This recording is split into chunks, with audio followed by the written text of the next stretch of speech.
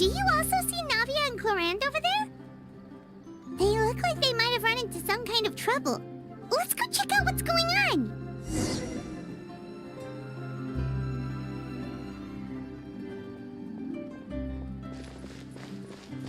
An antique's value is in the eye of the beholder. Exactly.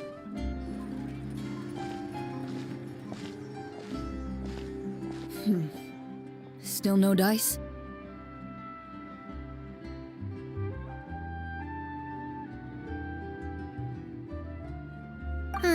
Not at all. And I've asked pretty much everyone in the court of Fontaine already. But as soon as he realized there'd be people around that he didn't know. What about Chiori and Charlotte? I feel like both of them would be more than up to it. I've asked them already, but they're both pretty busy right now. I just gave the members of the Spina a few days off, too, so I don't want to bother them either. This is getting pretty difficult. Navia, Clorand, what's up? Oh my. Well, if it isn't my dear partners. How are you all doing? Huh. Navia? Huh? Oh, you mean... Yep, this is our chance. Do you need our help with something? Oh, precisely. My dear partners, we've got a huge problem right now that only you can solve. Whoa, for real? Absolutely. We've already exhausted all our other options.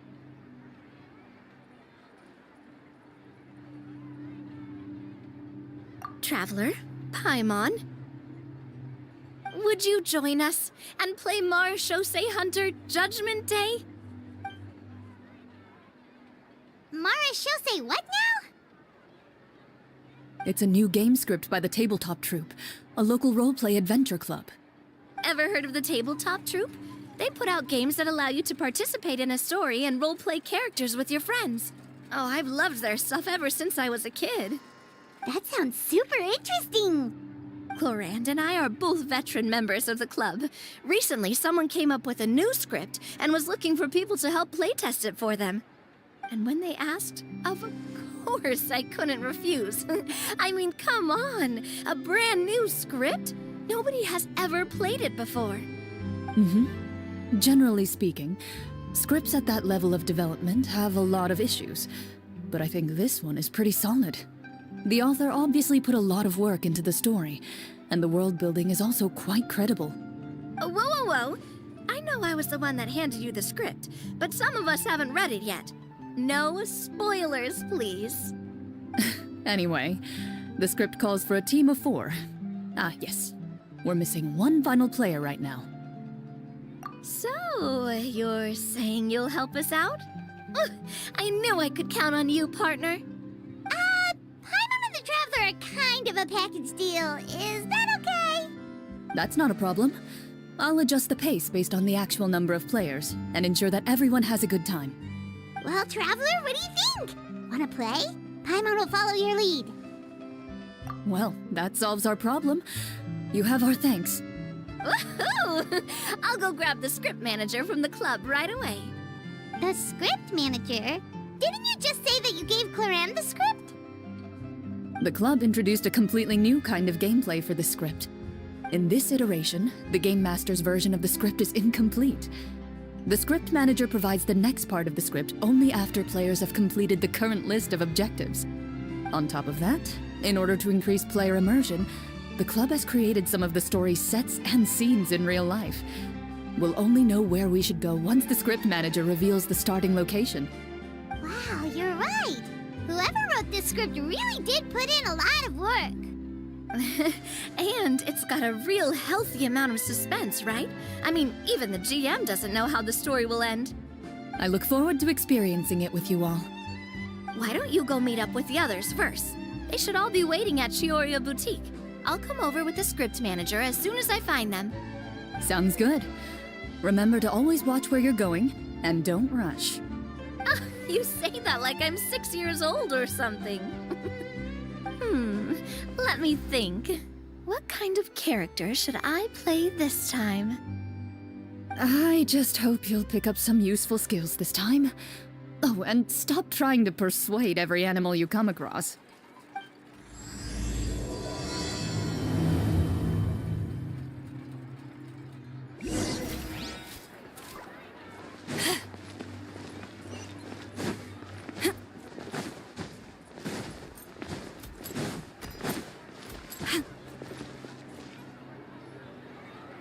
Oh, sorry to keep you waiting. Ah, you're back! Huh? And you've got the Traveler and Paimon with you, too! What a pleasant surprise. I assume you'll be joining us for the game then? Linny, Farina! Paimon didn't know you were playing too! Are you also members of the tabletop troupe?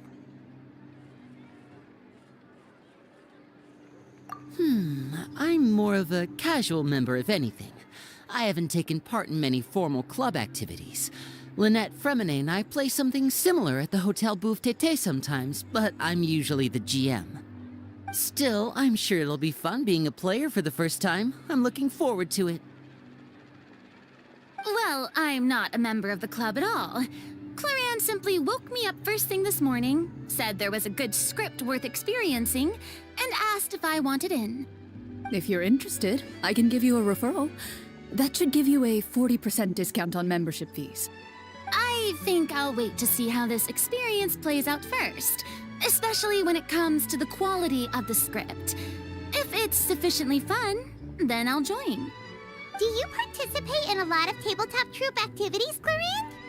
You could say that. She's actually one of the few senior game masters of the troupe. Ah, right. I knew about that even when she was still my subordinate. It's nothing. Really, just a small hobby of mine. Wow. Paimon's so used to seeing you be all upstanding and intimidating as the champion duelist. It's kind of hard to imagine you role-playing with a bunch of friends. Surely you jest. I would never intentionally make things difficult for my players. I maintain a clear boundary between my professional and personal lives. The me you see at court represents the law and order of Fontaine. I put all personal feelings to the side and grant a fair duel to all who seek to defend their honor. But in my personal life, I'm just an ordinary person. Someone who feels anger and sadness, just like everyone else. Well, you say that, but for all the time I've known you, I don't think I've ever seen you cry. I've seen you get angry, sure, but now I'm wondering whether you were actually mad or if it just looked that way from the outside. I was probably in work mode during those times. Is that so? Well, in any case, I just feel like even in your personal life, you don't get emotional very often. So you want to see me cry? That might be a little difficult. A show of anger, though, that might be something I could accomplish. No, that's not what I meant.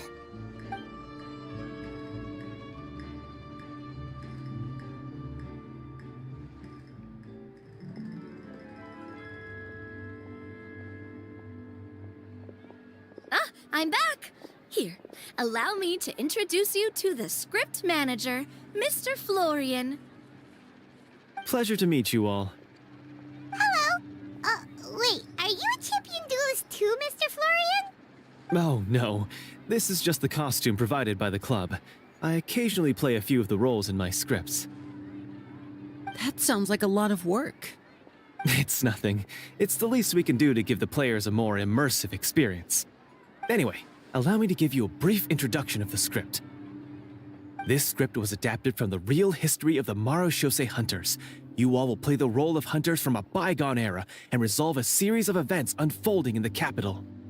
Paimon's not super familiar with the history of the Marechaussee Hunters. Is that a problem? Oh, no problem at all. I can give you a brief rundown. So, basically, Marechaussee Hunters were people who dedicated themselves to hunting monsters and protecting the city by using a special swordsmanship technique passed down over generations. Their story can be traced back to the ancient Remurian dynasty, as well as the first hunter, Cassiodor. But I'll leave the finer details for you to seek out and discover later. And I'll provide additional commentary as the story progresses. case, brave hunters, are you ready to set out on an unknown adventure? Whoa, just one sentence and it's like we're in the story already! Aha, I see many a determined gaze before me. Very well, head over to this location and begin your heroic journey. So, as we follow the story, it leads us to specific scenes? Ooh, sounds pretty innovative. What does the message in the envelope say? It's the exact location of the scene, as well as the formal permission to use the venue. Huh, seems like they have everything prepared. Please check all your belongings, everyone, and make sure you haven't forgotten anything. Once you're ready, please follow me to the designated location. Sounds good! Hunter Squad, move out!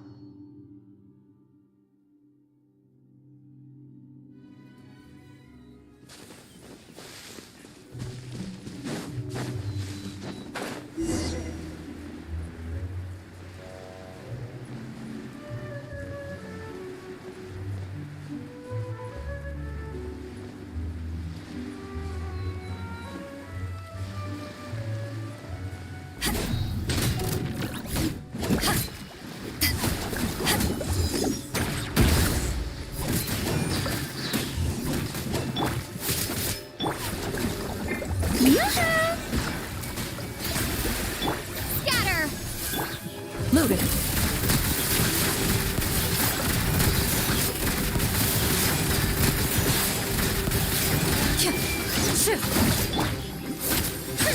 Propagate!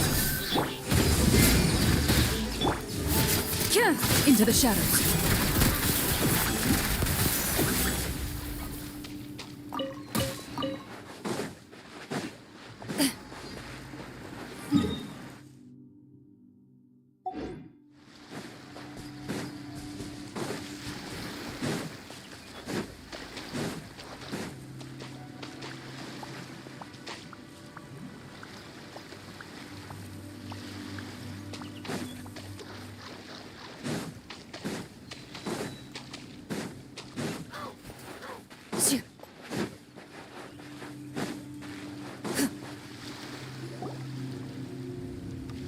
Whoa, they really have thought of everything.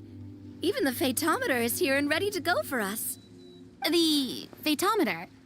What's that? It's a card that's used to determine action success or failure. We'll need to use it when we try to use certain skills. And what about all the dessert and tea? Is that for us as well?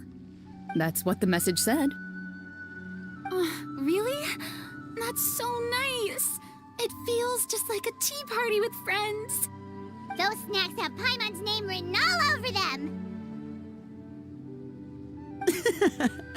I think you might be more of a snack hunter than a Marashose hunter, Paimon. Snack Hunter Paimon reported for duty! If there are delicious snacks to be found, Paimon will track down every last one! The desserts are great. But I'm still looking forward to the story more than anything.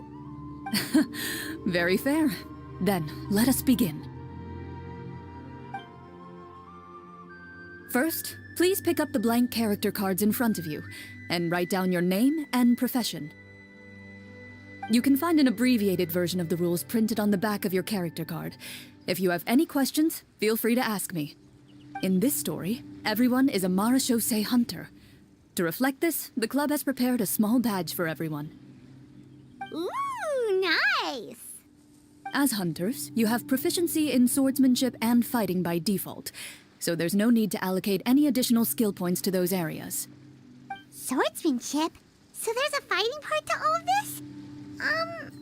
Paimon's not sure she can do all that on her own. Maybe Paimon can just stick with you? Why don't you share a character card then? The Traveler will be the Marashose hunter, and you can be her little floating assistant. Kinda like in real life. So, for the name, Do I fill it out with the name of my character? Yep. It can be any name you like. You can use your real name too if you want. I do that whenever I get too lazy to think of a new name. Oh, so it would be like experiencing a different life, but still as yourself. That's not a bad idea. In that case, I think I'll continue to use the name Linny then. Next up is the skill sheet. You have a limited amount of skill points that you can use to learn a number of skills. The more points you invest in a particular skill, the easier it will be to pass associated checks. I'll take persuasion and investigation. Those are must-haves when it comes to missions like these. Oh, those skills sound like they'd be useful for gathering intelligence. Good idea, Navia. Just as expected of a veteran player. So should we also take those skills then? Not necessarily. Since we're working together as a team, we could leave the negotiations to Navia and use our skill points to pick up other useful skills. For example, I think I'll take stealth and sleight of hand. That will give us more options if we run into any situations we can't negotiate our way out of. Oh, interesting. I wasn't thinking about it like that. I suppose it's not so different from an acting troupe. Everyone has their own role to play. Let me see. I'll take art and performance.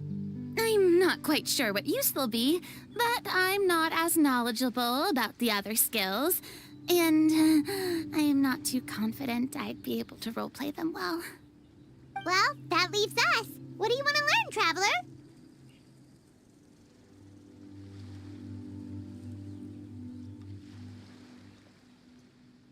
Ooh, so you want to help people when they're injured. That's nice of you.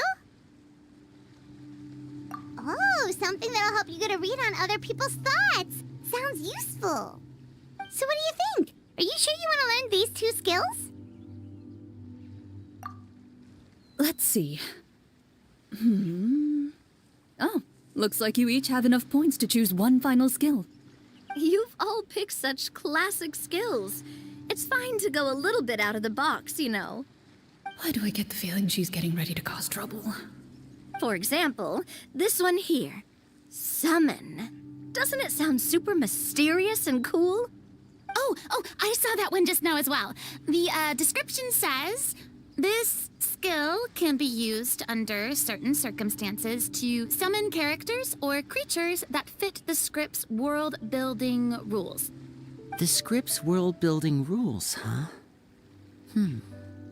But how are we supposed to know what a Marashose hunter can summon? Oh, that's not for us to worry about, my friend. Just learn the skills that interest you, and the GM will take care of the rest. All right, you've convinced Paimon. Let's learn Summon, then. Paimon can't wait to see what kind of thing shows up. Well, now that everyone's more or less finished creating their characters, we can begin. Since 2 of our players are doing this for the first time, though, let me ask. Would you like to play on easy mode or authentic mode? What's the difference between the 2? Well, in role-playing games, the story sometimes changes based on the decisions of the players and the results of the Fatometer. For example, if you fail a check, that means you cannot use the target skill in that scenario. A critical failure may even result in further negative consequences. If you choose to play in authentic mode, every time you elect to use a skill, you'll need to use the Fatometer to see whether you succeed or fail, and face any consequences that may follow. If you choose easy mode instead, every check will be successful by default, and you won't have to worry about luck playing a factor.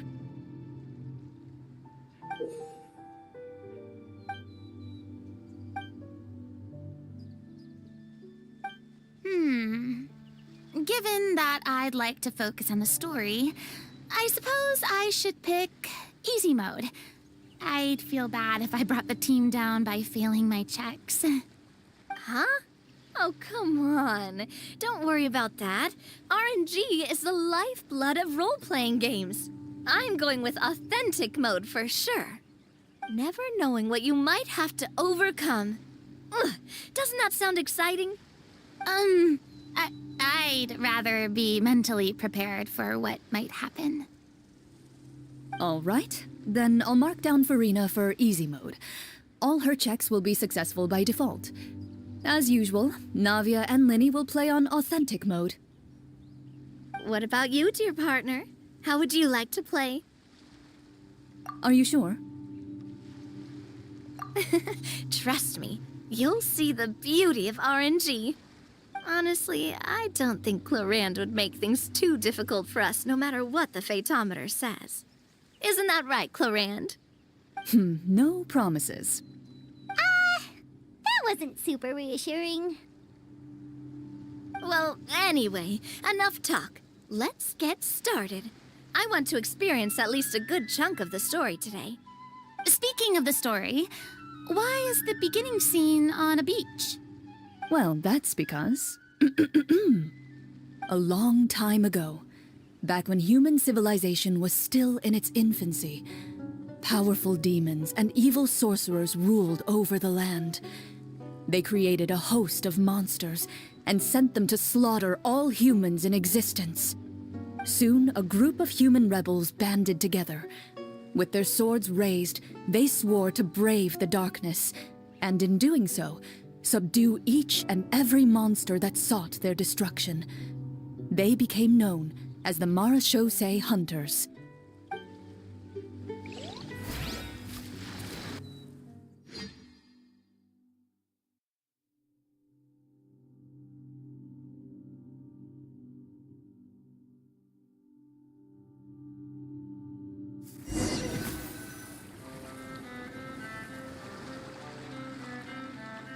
Sometime later, as a member of the Marachose Hunters, you receive a commission. Following the address provided on the message, you take a boat and arrive at this strange city. As you inhale, you can taste the slightly salty air of the docks as you begin to survey your surroundings. There aren't many people in the vicinity, but you do take note of a few others who, like you, seem to be sizing up this place. Your eyes meet, and you realize these people are fellow Marachose hunters, likely led to this location after receiving the same commission as you. You're all Marachose hunters too, right? Allow me to introduce myself. The name's Navia, monster hunter by trade and helpful neighborhood businesswoman on the side. What say you to traveling together? We can help each other out on the road. Okay, count me in. My name is Linny. I've been wandering since I was little and picked up a few less than legal tricks along the way. I was adopted by a Marachose hunter and later chose to follow in his footsteps. Is this where you introduce your character to everyone? It sounds like they've done this dozens of times. My name is Farina, and, I grew up in a noble family. I always had a strong interest in performance and the arts. Even though I'm a Marachose hunter, what I really want is to be a performing artiste. Hey, that's really cool. You can do it, Farina. That's exactly how it's done. Paimon is Paimon, a good friend and companion to this Marachose hunter right here. I've been studying medicine ever since I was a child. I want to do my part to eradicate these monsters and use what I've learned to heal others. Oh, welcome, welcome. When we face the monsters, I'll make sure to charge in front to give everyone some cover. You can take care of the healing at the back. You open your envelopes at the same time. The message reads, "To the honorable and trustworthy Marachose hunters, our kingdom is currently facing a grave crisis. The lands outside the capital have been overtaken by monsters, and our people are being led astray by forces of wickedness. We beseech you, please help us resolve this crisis and return peace and stability to our home." Huh. The layout of this city looks super familiar. It kinda reminds Paimon of Mondstadt. The scriptwriter must have used a real-world city as a reference when coming up with the map. As experienced hunters, the layout of the city reminds you of places once traveled. You recall the sight of tree-lined streets and the gentle tranquility of days gone by. Yet, as you regard the city in front of you, it appears to be little more than an empty shell. Its hollow gates are open to you, beckoning you to come forth and bring salvation back to the town. I carefully read every line of the letter and turn my attention to the signatures at the bottom. Who issued this commission to us? You see a long string of unfamiliar names. It would seem that many of the residents of the city issued this commission together. They sensed that things were not right within the kingdom and sent a distress signal to the outside world. In that case, why don't we take a walk around the city and see if we can learn anything from the local residents? Oh, good idea. We might be able to get some leads on the monsters and bad guys we're after. You look up and see a tavern nearby. It appears to be open for the day. Why don't we go check out that tavern? If the novels I've read are anything to go by, taverns are usually full of information.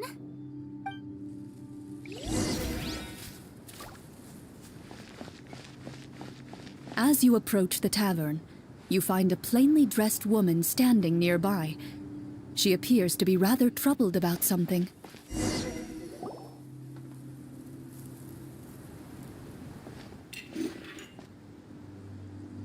Greetings, friend. Lovely weather we're having today, don't you think? Oh, hello. I suppose you're right. The weather today is quite lovely. If only those monsters out there would stop causing trouble. It seems like every character included in the script has a certain amount of useful information to offer. If we keep asking questions, we might be able to get some good leads. Oh, come now, don't be sad. Life is all about optimism. Oh, that reminds me. What did you have for breakfast this morning? Huh? I don't think that's the kind of question we're supposed to ask. Nothing turns a frown upside down like good food. How about some macarons? I could make you some. You didn't even take cooking as one of your skill proficiencies. That's not necessary, miss. Excuse me for saying this, but you don't really look like a chef. Besides, I'm not really a fan of sweets. So you're someone who barely smiles and doesn't like sweets. You're really starting to remind me of this one friend of mine. Hey! Did she just... me? Glorianne must have broke character for a second. This isn't getting us anywhere. Traveler, maybe you can think of something.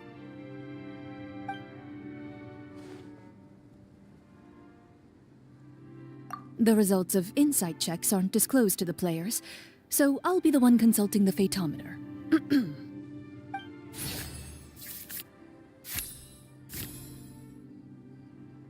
You recall all the lessons you've learned in your time and begin to carefully observe the woman's mannerisms.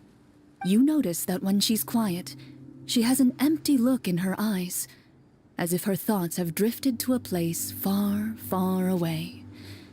And when she speaks, she often subconsciously reaches out to touch the ring on her left hand. So you noticed. That's a little embarrassing. A horde of monsters suddenly appeared near the capital recently, so all the guards were dispatched to fight them.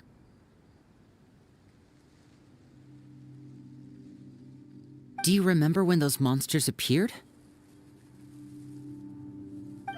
I'm not completely sure. All I know is that my husband was dispatched to fight them 3 days ago. Do you know where he was sent? It all happened so fast. When we said our goodbyes, he couldn't even tell me where they were sending him. You have our thanks, friend. We'll find and defeat those monsters as soon as possible.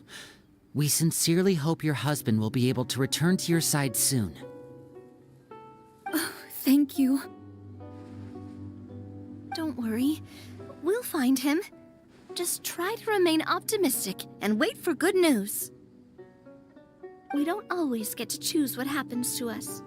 But we do get to choose the little things, like what we eat and how we respond to the things life throws our way. I hope that one day, you too will recognize the power of something as small and inconsequential as a delicious dessert. I'll do my best. You bid farewell to the woman, and continue your journey further into the city.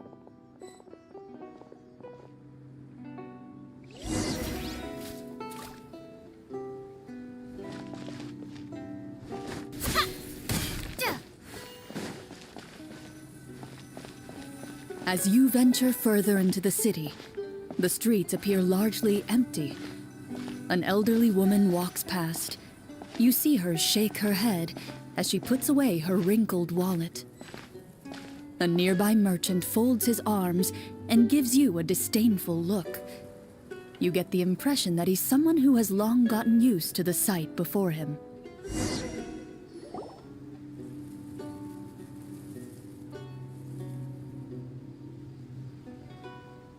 Although he doesn't seem very friendly, merchants are usually a good source of information, right? Pardon me, sir. I'd like to ask a question if I may. That depends. How much are you willing to pay? How about this much? What do you take me for? Some lowly beggar? You can't even buy half an onion with that amount. Surely an onion can't be that expensive, right? What do you know? War is nearly upon us. Everything costs several times what it did before. If you're not gonna buy anything, then scram. Whoa, what a nasty guy. Maybe we shouldn't even bother talking to him. But he still might have information we need. Traveler, can you think of something?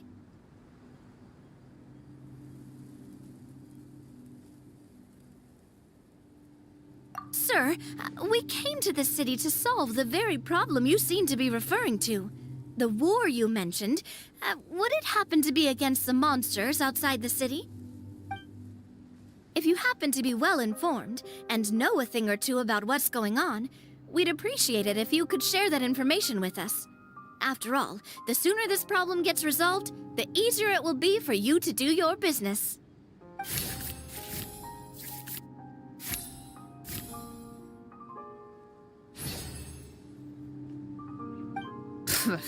Well, things are basically as you said, young lady. Those monsters are camped outside the city, and they've been destroying all our trade routes. We have limited reserves within the city, so if this continues, we're all gonna be in big trouble.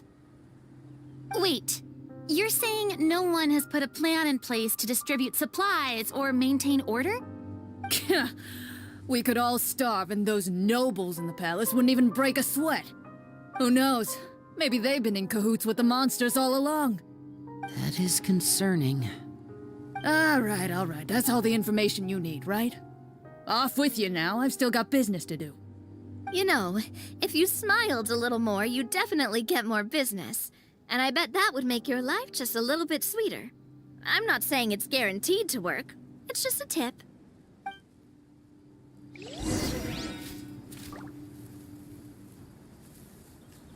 Should we try to go somewhere with more people? Oh, how about the city square? Follow me.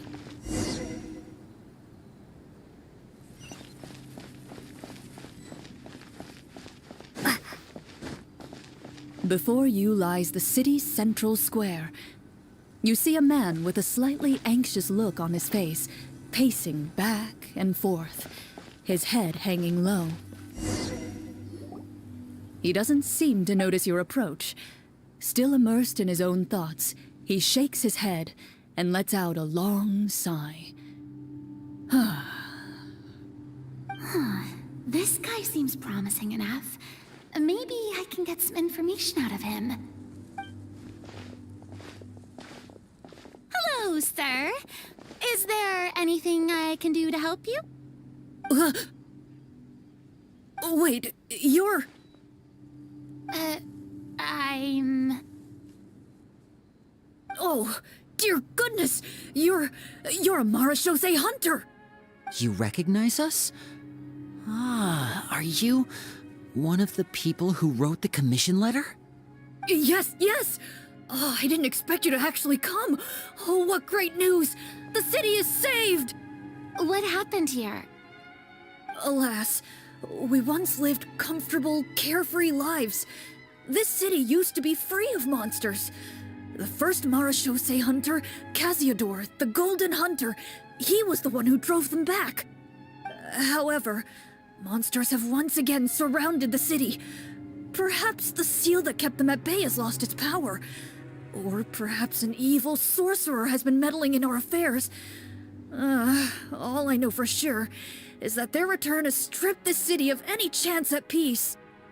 Are there not enough soldiers to drive them out? It's not a question of numbers. The guards simply have no idea how to deal with them. Most people my age have never even seen one of the monsters, much less been trained to fight against them. What's worse, many of us don't even know the history of the Marashose hunters anymore. When I was a child, though, my grandfather would tell me stories about how the Marashose hunters drove back the monsters. So, on the off chance that something might come of it, I decided to reach out to you. To be perfectly honest, I was starting to think all those stories were just tall tales. But now that I've seen you in person, I finally know that it was true! Well, you can rest easy, friend. The righteous and formidable Marashose hunters are on the case. The man is touched by your determination and resolve. His eyes begin to well with tears of relief. Still, if we are going to hunt the monsters, we need to know where to find them. Can you give us any leads? All I know is that the area outside the city is dangerous. I'm afraid I can't point you toward a specific location. Oh, although, if you leave the capital through the main gate and follow the road, you should run into a group of guards. They might know more about where to find the monsters. I see. We'll go look for them then. All right, be careful. Oh, and one last thing. The monsters outside the city are just part of the problem. There are evil sorcerers inside the city as well, so be on your guard. They're actively working with the monsters, and have corrupted the court ministers with malicious magic. They're the reason why, even inside the city, everything has been a giant mess. Even one of our kindest ministers has turned into a boorish and unreasonable figure, interested in nothing but enacting laws that exploit the people. Who knows how much longer we'll be able to go on like this. Talk about being stuck between a rock and a hard place. I feel bad for him. Maybe we should try to cheer him up? Huh? Like, now? Is this really the right time? I appreciate your kindness, but for now, it's more important to focus on the crisis at hand. Brave hunters, I leave the future of this kingdom to you.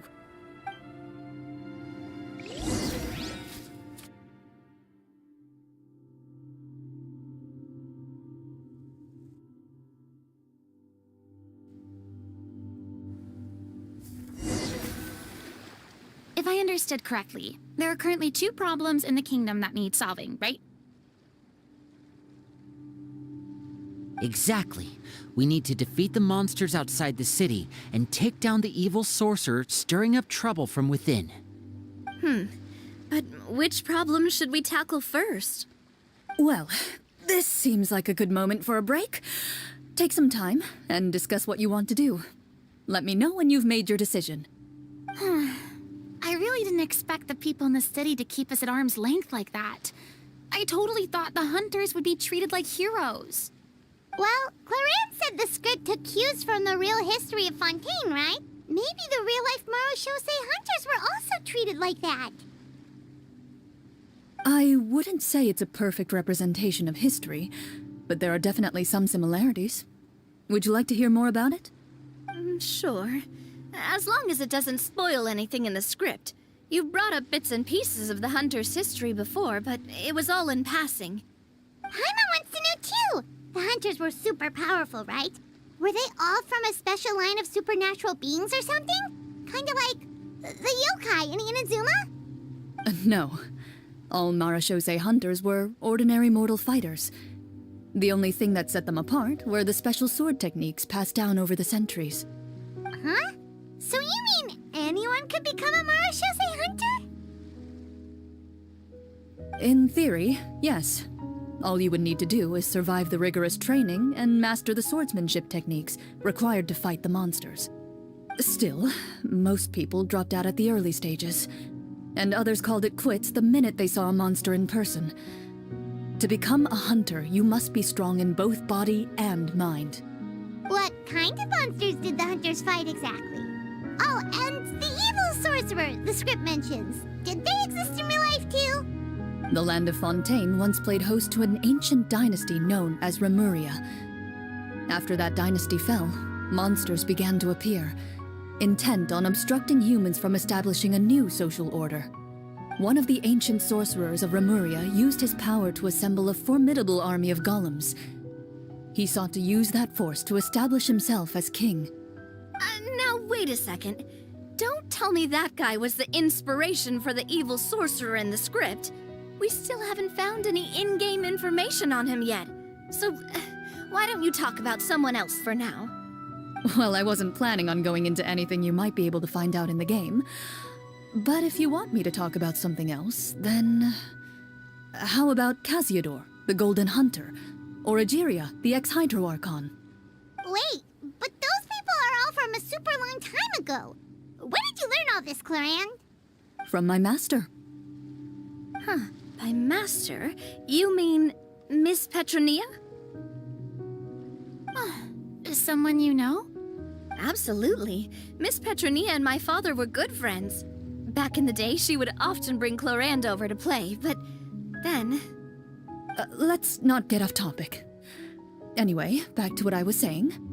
Responding to Egeria's call, a number of warriors followed Casiodor into battle against the monsters. This group of warriors, under Casiodor's leadership, became known as the Marashose Hunters. Yet, as Fontaine entered an era of peace, their work gradually became obsolete. The Marashose Phantom, originally an association made up of hunters, eventually came to be predominantly comprised of Melusines. Ah, I see. That explains why most of the people in the script have forgotten the hunters or think of them as nothing more than a legend. Is that really a bad thing, though? It can get tough always being the one shouldering everyone's expectations. Depends on who you ask, I suppose. If the name of the organization no longer commands respect, investigative work is bound to suffer. Speaking of investigations, which problem should we tackle first? Monsters or evil sorcerer? I vote monsters. That's the main duty of the hunters, right? We can come back to the sorcerer later. Well said, Miss Farina. Plus, if the sorcerers really are the masterminds behind this whole thing, defeating the monsters could give us some clues on their intentions as well. What about you, partner? What do you think? It's decided then. All right. After some discussion, you decide to turn around and head out of the city.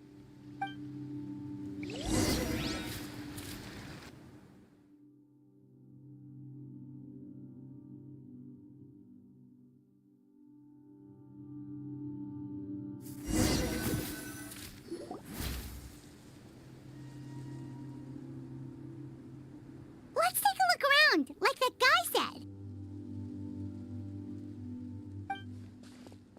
You there! Outsiders, halt! Who's there? An armored man approaches you.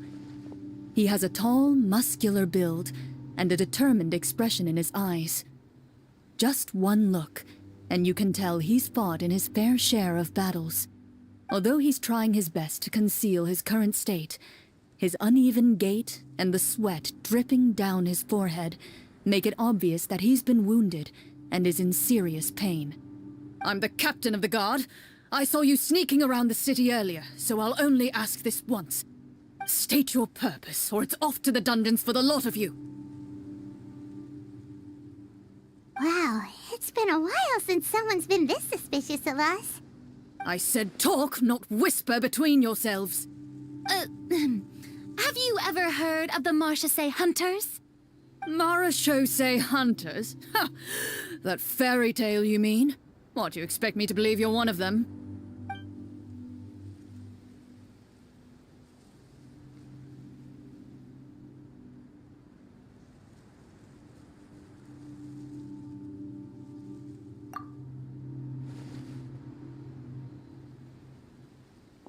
Sir, we were indeed in the city earlier, but our purpose was only to gather information on the monsters.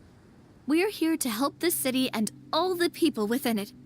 Your guards are still fighting the monsters as we speak. They could be seriously wounded and in grave need of support. You need all the help you can get.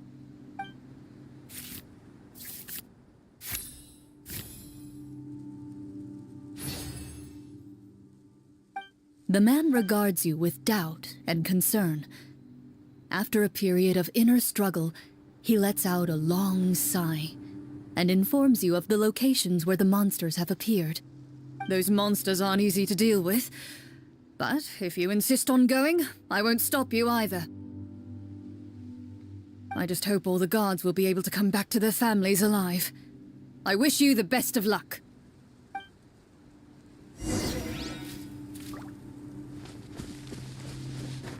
Based on what the captain said, the monster should be right up ahead. Let's go. Hopefully we're not too late.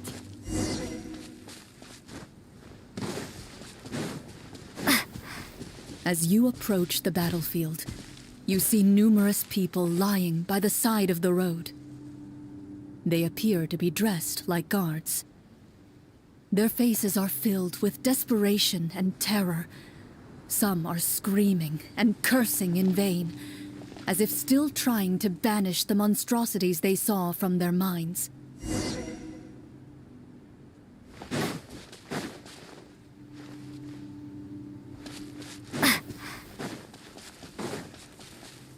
A few of the wounded look up at you in shock and disbelief.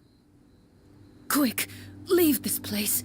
Turn around and don't look back, they yell.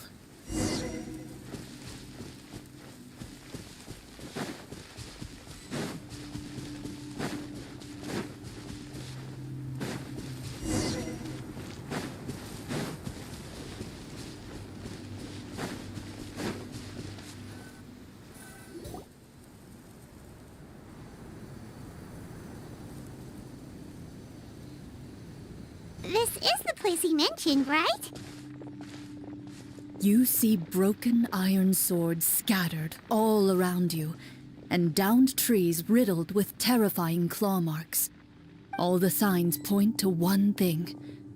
A truly devastating battle just took place here. Be on your guard, everyone. The monsters might still be around. Before you can finish your sentence, you hear rustling sounds from the surrounding bushes. The monsters have emerged. They close in on you without fear. You get the impression that, in their bloodthirsty eyes, you're just another meal for them to devour. A little help here! This thing wants to eat Paimon! Your battle round begins now.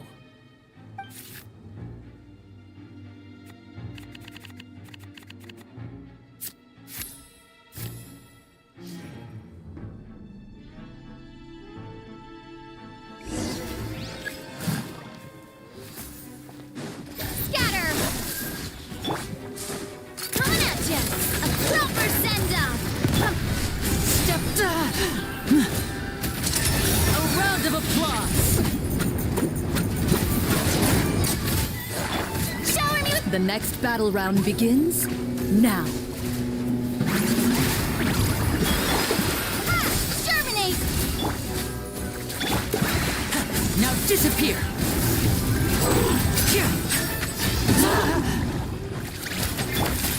This one's got your name on it!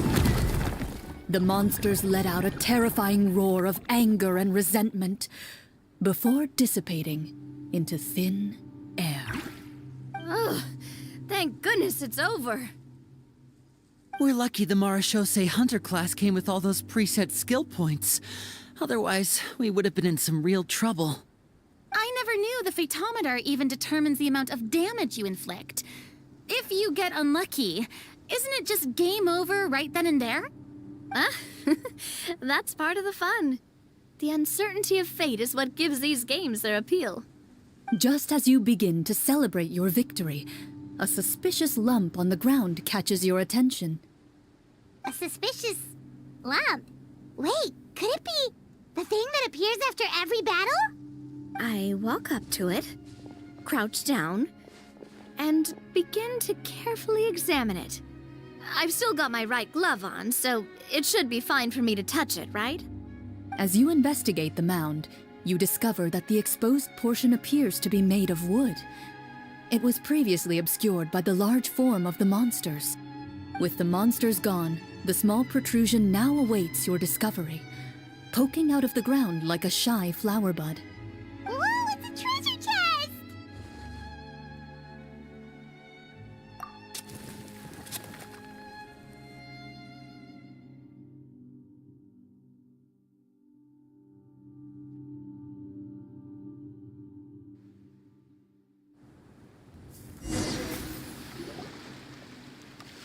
With everyone's help, you successfully excavate the wooden chest from the ground.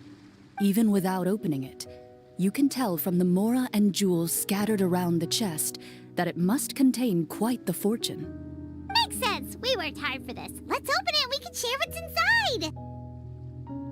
inside. I can understand your excitement, Paimon, but think about it. Doesn't it seem like there are people out there who need this treasure more than us? Yeah. Think about all the people suffering in the capital. Or all those guards who got hurt fighting the monsters. Wouldn't it be better if we gave the treasure to them? Wait, is that how it works? Paimon thought since we were the ones to dig it up, we could just take it for ourselves.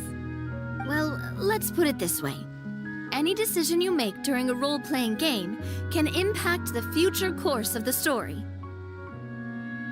But would the people really believe us? It's hard enough for us to prove we're Marashose hunters. What if they think we procured the treasure illegally? They might get even more suspicious of us. That's definitely something we should consider. Maybe we can come up with an explanation in advance. Well, if donating it could cause that much trouble, why don't we use it to buy some gear and fill up on good food? Then we'll be ready to fight even more bad guys. Looks like you're facing a difficult choice once again. Well, it's getting late. Why don't we call it a day for now? Wow, where did the time go? I'm not sure if it's because I'm having so much fun with you all or because the story is particularly enticing, but I feel like I could almost keep going. Here, here. Ooh, how about we play through the night? I'm not sure I'll have enough energy for that. Yeah, that won't work for me either. Lynette will give me an earful if I get home too late. I understand how you feel, Navia, but we have to change venues for the next part of the story anyway. Huh? Another location? There's a special note for the GM at the end of this section that says to proceed to an indoor set for the next part of the script. Whoa, they really pulled out all the stops for this new script. Well, even if we end the game for the day, we can still stay a little longer and hear Cloran finish her story, right? Paimon wants to hear more about the history of the Hunters. Something tells me you just want to finish the free desserts before we break for the day. That's just a coincidence, okay? Besides, to Paimon, not finishing free food feels even worse than having to buy her own. And anyway, Paimon really does want to hear more about Cloran's master. Well...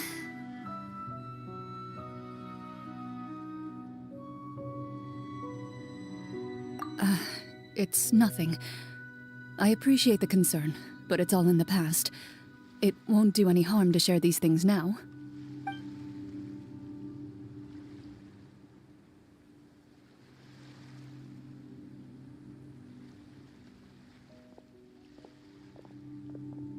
My earliest memories are of living with Master. According to her, she saved me from certain people of ill repute. My birth parents had left me behind some time before that. What a heavy beginning for a life story. Master was a fascinating individual, if inexperienced in the ways of raising children. My first ever toy was a short sword.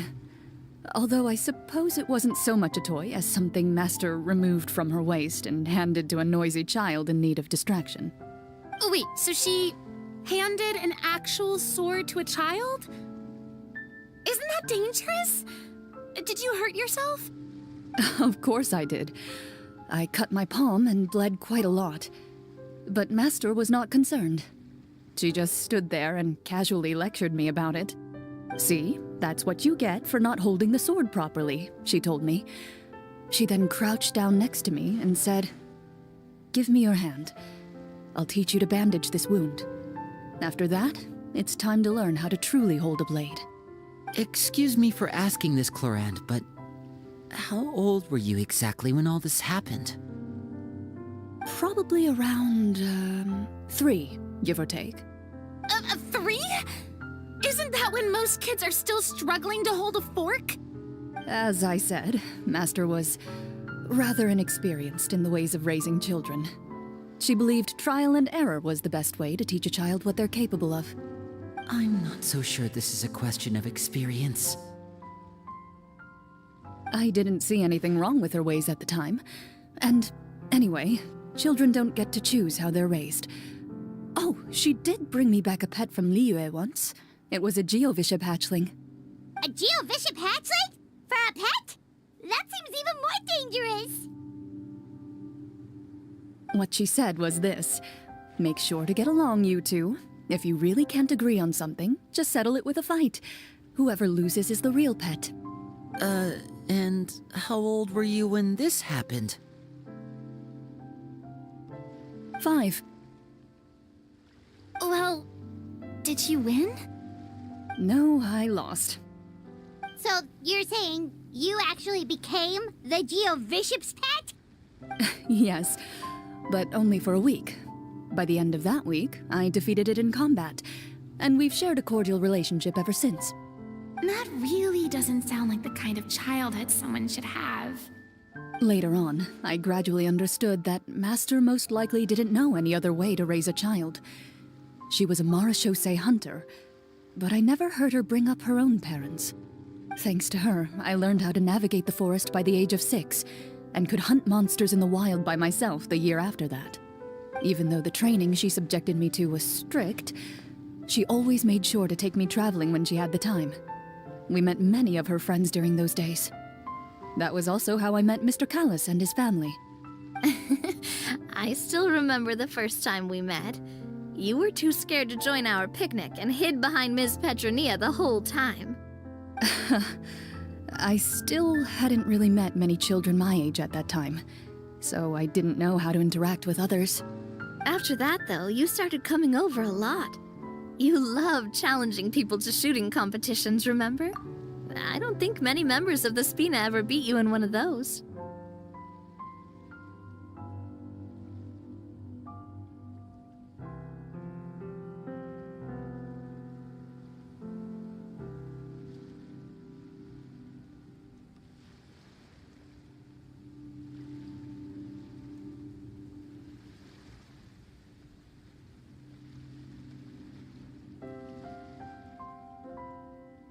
I had a lot of fun during those days. I enjoyed them too. Oh, do you remember that one time we went exploring around the Spina together? We overheard Papa call your master Fontaine's Protector of Justice. We tried to pretend like we never heard anything, but you nearly let it slip that one time.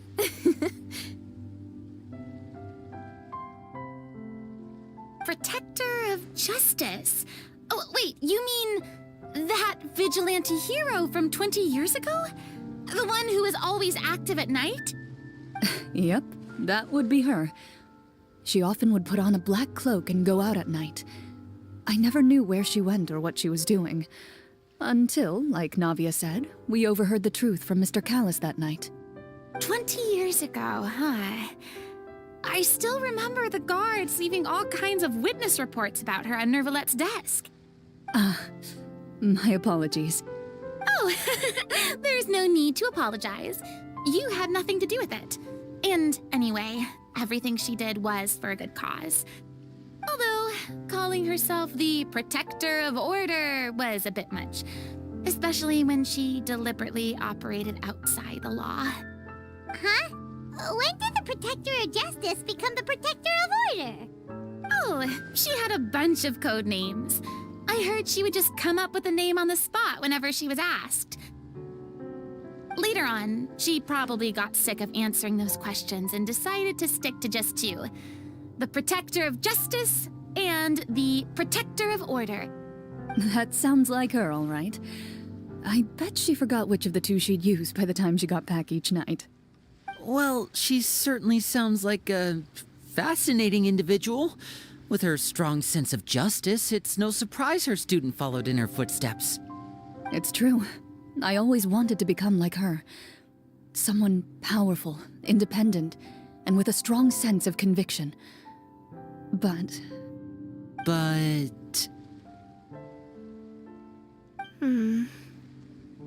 She suddenly disappeared the night I turned 10 years old. Disappeared? What happened?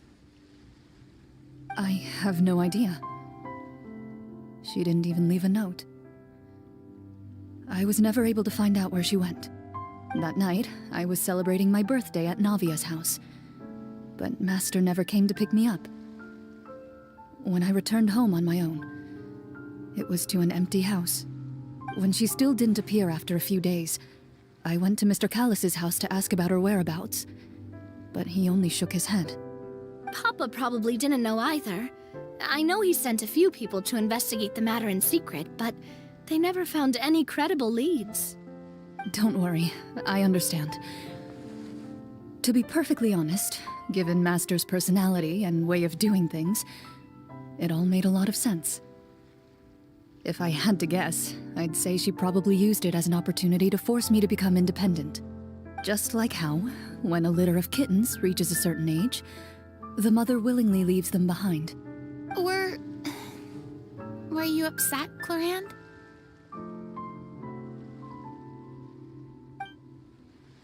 I was at first, but not anymore.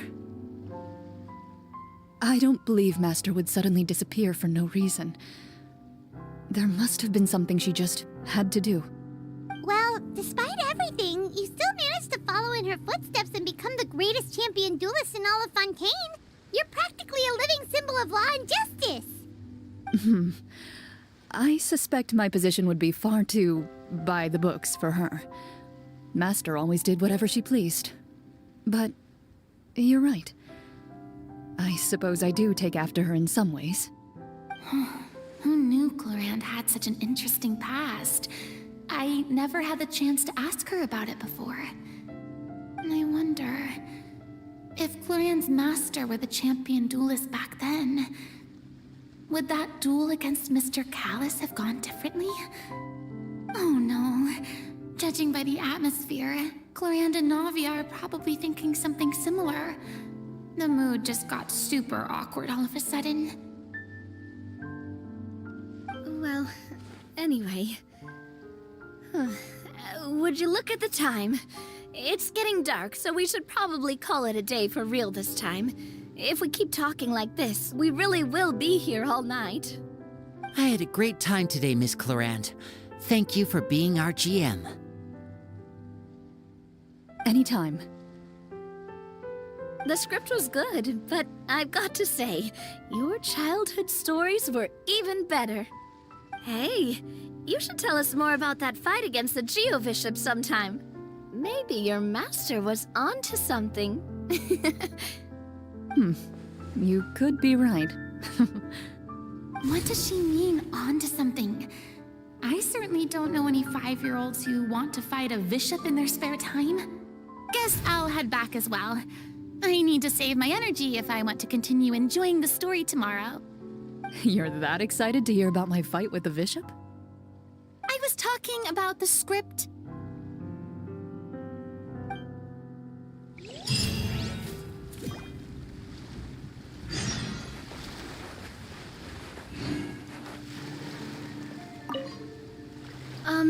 Just between the two of us, could you tell me what it was like to be the Geovishop's pet? It was nothing special, really. Geovishops don't understand the concept of a pet. So basically, it just headbutted me whenever I entered its territory. And that hurt? Yeah, it hurt. What, something you want to experience for yourself? Oh, I'm good. Thanks.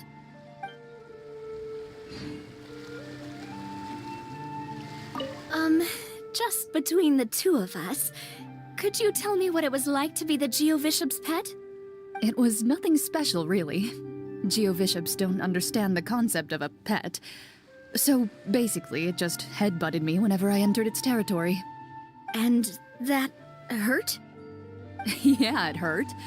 What, something you want to experience for yourself? Oh, I'm good. Thanks.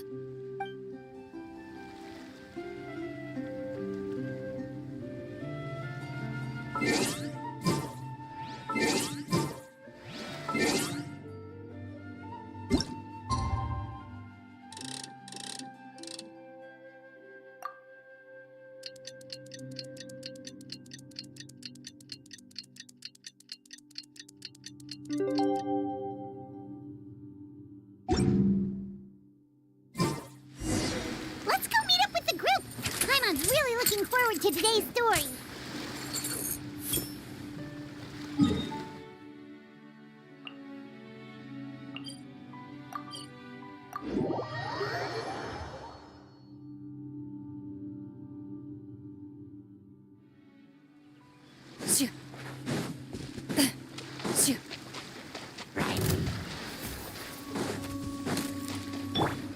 Scatter! Ready.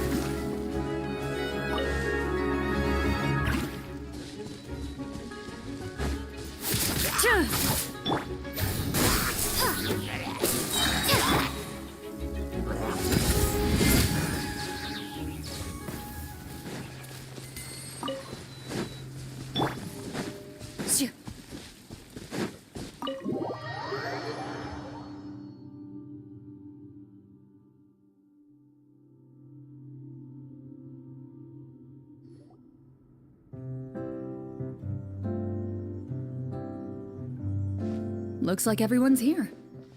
Now, before we begin, why don't we finish where we left off yesterday? There was an important decision to be made, yes? I'll pour everyone a cup of tea. Is that really the most important part, though, Clorand? Paimon's more concerned about our current surroundings. Heavy walls, cold railings, dim lights. This is obviously supposed to be a prison. I admire the work put into the set. Still, it's obvious the scriptwriter has never paid a visit to the fortress of Meripede. So the set is going to be a part of the script? Unfortunately, that is something I can neither confirm nor deny.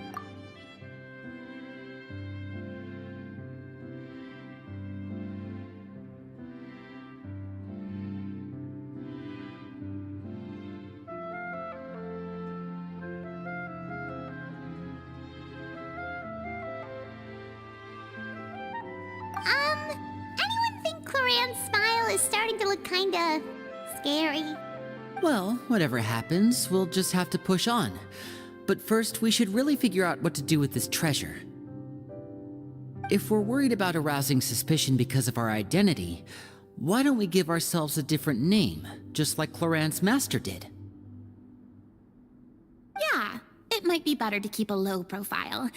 As long as we're helping people, it doesn't matter who we are or what we're called.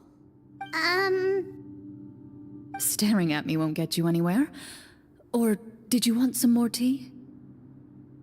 Oh, Paimon's good. Thanks. Why aren't you saying anything, Navia? Wait, what's that next to you?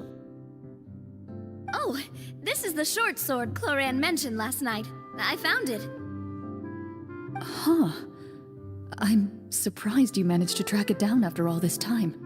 Well, I made sure to take good care of it, considering the circumstances in which you gave it to me. Of course I had to keep it safe. Anyway, where were we? Oh, right. I was just thinking about all the potential ways for us to break out of prison. We could dig a tunnel, or try to bribe the guards. Wait, we haven't been thrown into prison yet, have we? Well, it's only a matter of time. It pays to be prepared. Just like how you should always have an umbrella on hand, even when it's sunny. All right, Paimon's made up her mind. Let's just give the treasure away. Paimon may have wanted to keep it, but if it's going to land us in prison somehow, Paimon will be too upset to enjoy her snacks. So, you reached an agreement? All right then, we can continue with the story. Oh, and we'll collect all the scattered pieces of treasure on the ground as well. All right. You collect the treasure and make your way back to the capital with your bag of loot in hand.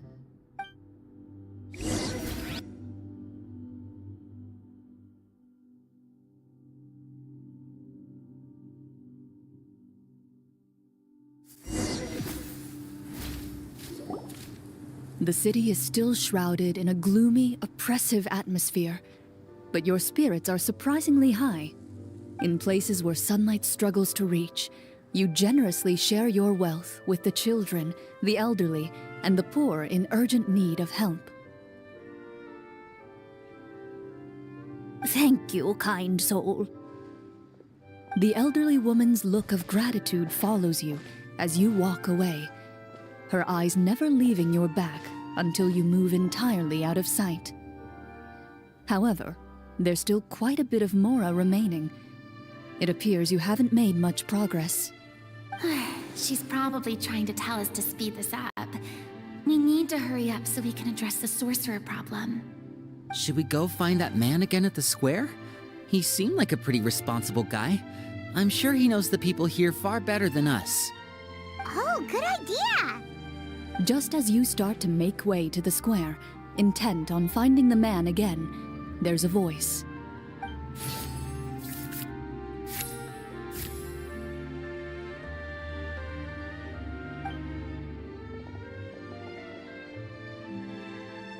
Please wait, distinguished guests.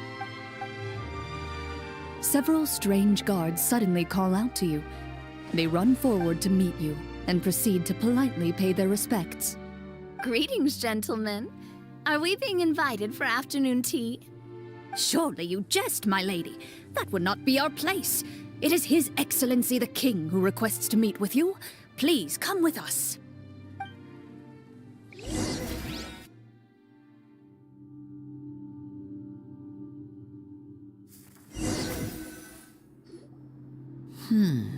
Do you think this could be a trap? Well, we have to investigate the court at some point, right? Meeting the king himself would be a fantastic opportunity to do that. I say we go for it. If something happens, we'll just turn the whole place upside down. That sounds a little intense. After a quick discussion, you nod to the guards and agree to follow. They lead you all the way to the audience hall of the palace. Gilded tables line both sides of the hall. The space itself is adorned with all manner of expensive antiques, glass shelves, and silver candlesticks. The items appear quite ordinary in size and dimension, yet their presence somehow makes the emptiness of the hall feel even more surreal and ominous. Wow, it's so luxurious! The elderly king, clad in a magnificent robe, sits upon the deep crimson throne before you. He wears above his head a majestic crown, with a gemstone the size of a bird's egg set right at the very front. As you observe it, you see a complex pattern of light reflect off its surface. They're here, Your Majesty. A man dressed in dark clothes, likely a minister, shields his mouth with his hands and bends down to whisper a few words to the king. After a moment, he lowers his hands and stands back up. His gaze shifts to fixate on your group, but he does not move from his place at the king's side. The king does not appear entirely aware of his surroundings. The man by his side, though. We should keep a close eye on him. The king remains still and says nothing. The minister is the one who speaks. Esteemed guests, allow me to thank you for coming to our faraway kingdom. Unfortunately, His Majesty the King finds himself quite exhausted from work. So please allow me, his Prime Minister, to welcome you in his stead.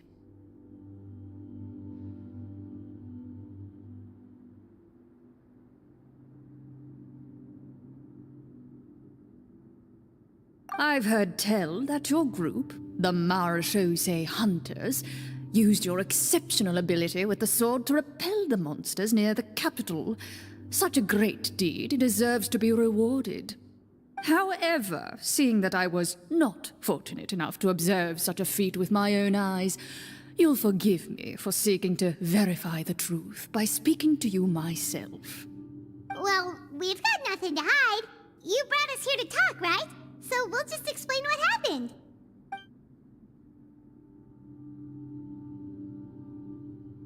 The golem's blades were so powerful, they could cut down trees in a single swipe. It took a lot of effort to defeat them, even for trained swordsmen like us. Well, that was enough details, right? Believe us now? Your account does indeed match those of the survivors. Since you were the ones who defeated the monsters, that must mean you are also in possession of the treasure they stole?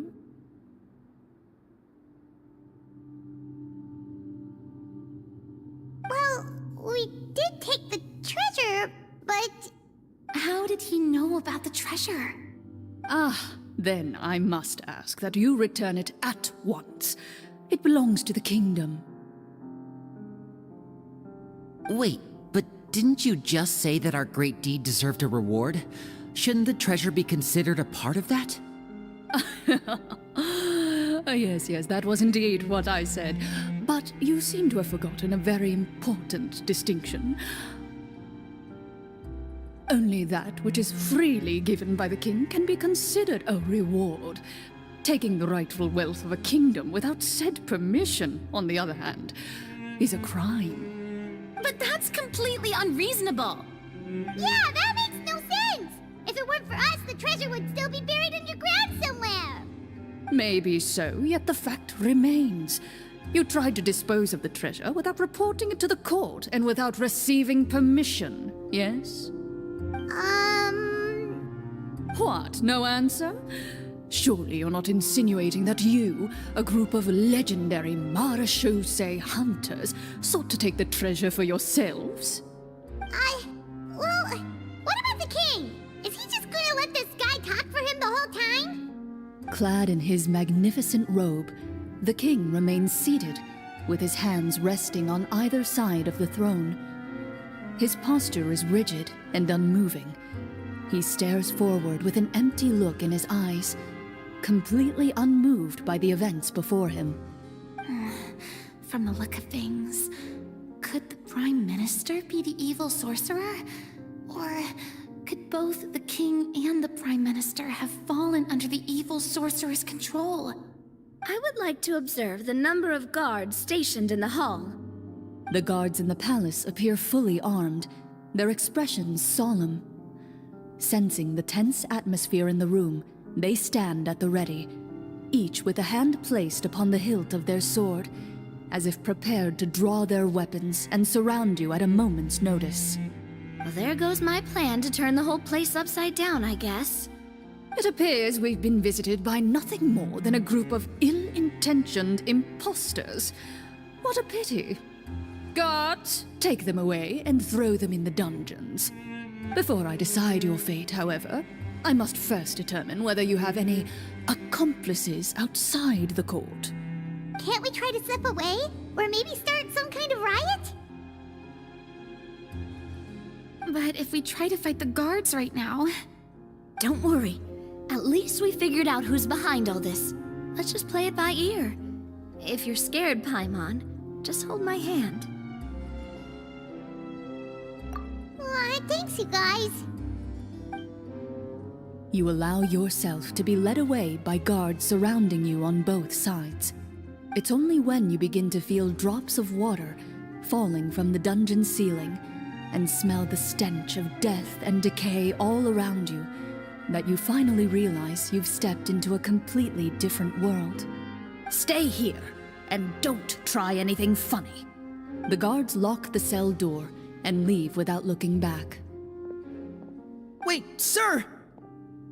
Your voice echoes through the dark hall, but the only response you receive is the sound of water dripping from the ceiling. No! What should we do now? Carve out a new path of fate with our own two hands, of course. I draw my weapon. You reach toward your waist, but find nothing there. You now recall that your weapons were confiscated before the guards locked you in the cell. The bag of treasure along with them. What about that knife I hid in my boot? When did you hide it in there? When I was thinking about digging a tunnel. Rejected. You failed to inform the GM of this course of action. Moreover, the guards would have conducted a thorough search before throwing you in prison. And the keys to the cell aren't anywhere to be seen? Correct. You don't even feel a lock hole on the cell door. Oh, well, there goes all our plans. Indeed. Huh? Why are you the one saying indeed? Because that statement holds true for me as well. This is where the script ends. What? But that's a terrible ending! Generally speaking, this should be the point where the scriptwriter gives the players some kind of hint, or gives the GM some kind of code for how to move forward.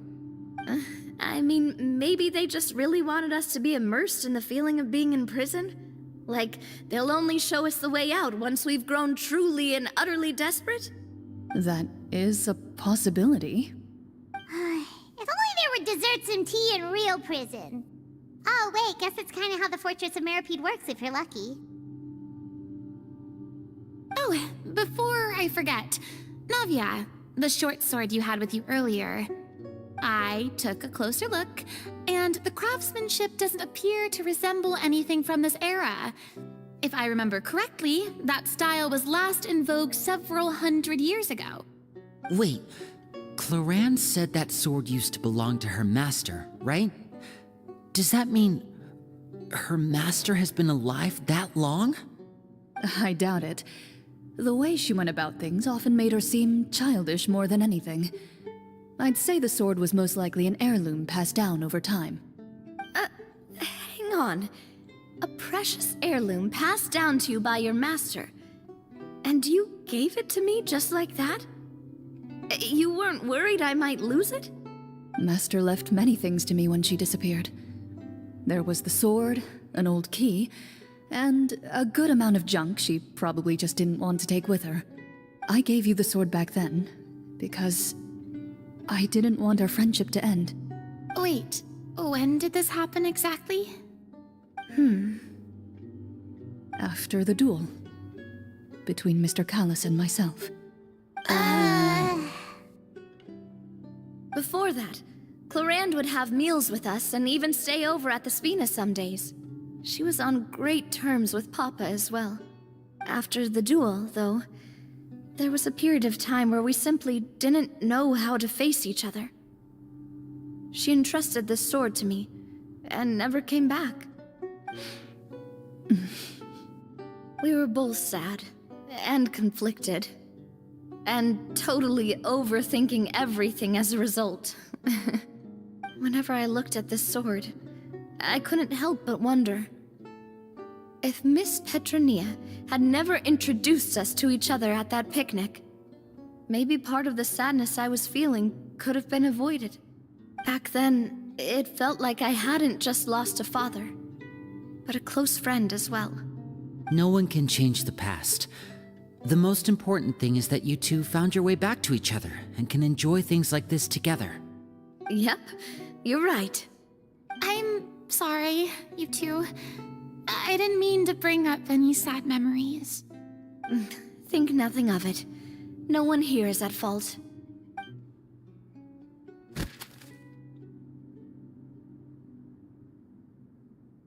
Huh?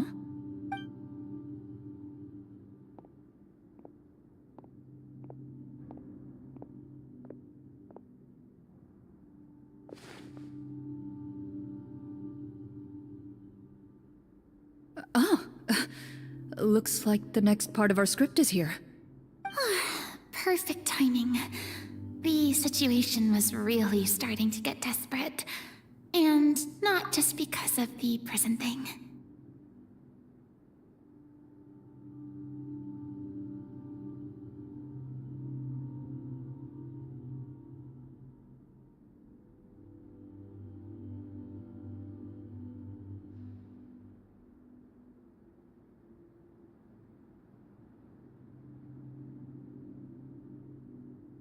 From Claren's face, Paimon really can't tell if it's good news or bad news.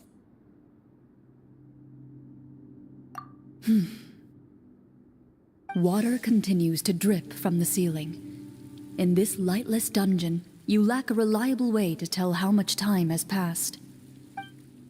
Eventually, you get used to the unpleasant odor of straw, mold, and rust, and find yourselves alternating between fits of drowsiness and despair. Suddenly, you hear footsteps outside the door. Heads up, everyone. Someone's coming. Gather close, everyone, and keep your voice down.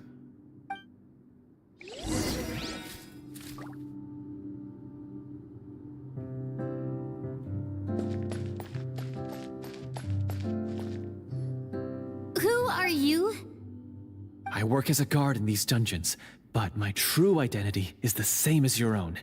I'm also... Shh! I've already sent away the other guards, but if we make too much noise... I understand, but how can we be sure we can trust you? The king has issued a formal decree. In light of the irrefutable proof of your crime, you're to be executed before tomorrow's sunrise. If you want to escape, it has to be now. Executed? We barely did anything! Monsters appearing at the same location as the treasure. Could this entire thing have been a trap? There will be time for speculation once we're out of here. As for my identity, I have no way to prove that to you just yet. Infiltrating the capital was difficult, and finding a chance to speak with you has taken a lot out of me. I could go on, but I think we can all agree that now is not the time for details.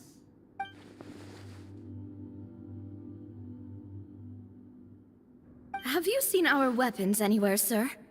Don't worry, I brought them with me. They're just behind the door. Still, these weapons alone won't be enough to defeat the true enemy behind the scenes. His faction is too powerful. The guards are all under his control, and he's even stationed a number of golems in various rooms throughout the palace. To defeat him, you must find a secret vault. It is said that within that vault, the Marashose hunters of the past left behind a treasure with the power to defeat the sorcerer. You're not coming with us? No, I'll remain in the dungeons to deal with the guards.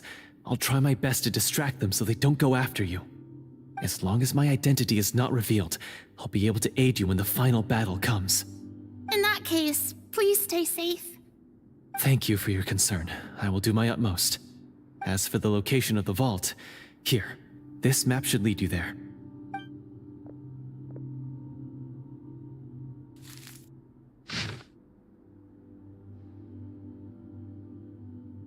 Got it. All right, once I open the door, remember to stick close and refrain from making any noise. I'll lead you out of here as quickly as possible. You now have the chance to restore the honor and legacy of the Mara Shosei Hunters. So please, get out there and reclaim what's ours. And be sure to exercise caution. With the help of the guard, you successfully escape the dungeons. Your sense of despair and anxiety both seem to fade as you continue your quest.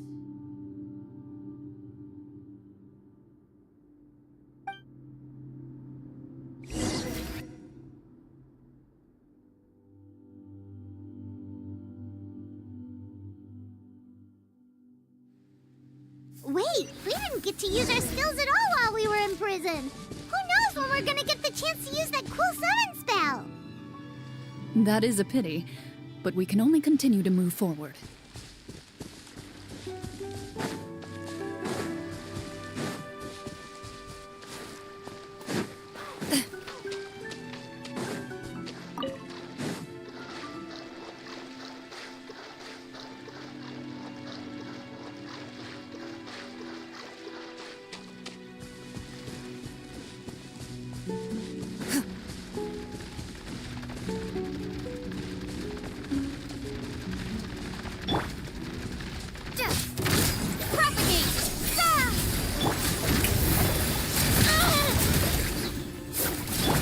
Hunt them down. Move it.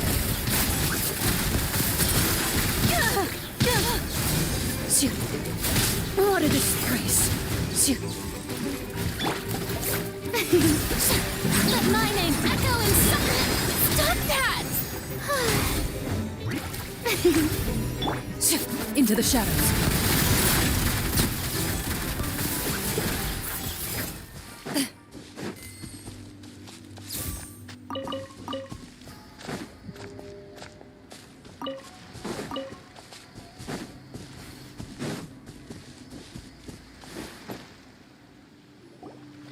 This should be the place marked on the map. This bit of rock certainly looks suspicious. Well, I'd say an investigation's in order then. Plus, if all else fails, we can just blow it up. Wow, you really meant that! Before you lies a serene stretch of open water, its surface shimmering a brilliant shade of sapphire blue. Well, guess this means it's time for a swim!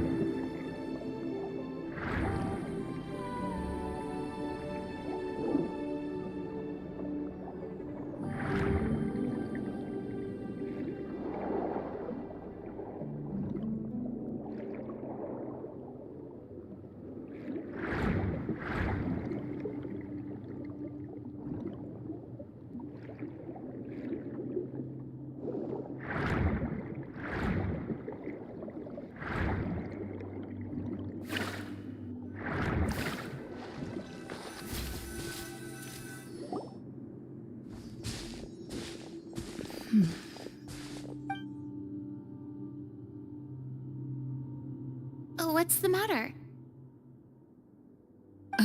It's nothing. As you step into the cave, you find yourself in an eerily quiet space. Before you lies a narrow passageway that appears to trail off endlessly into the distance.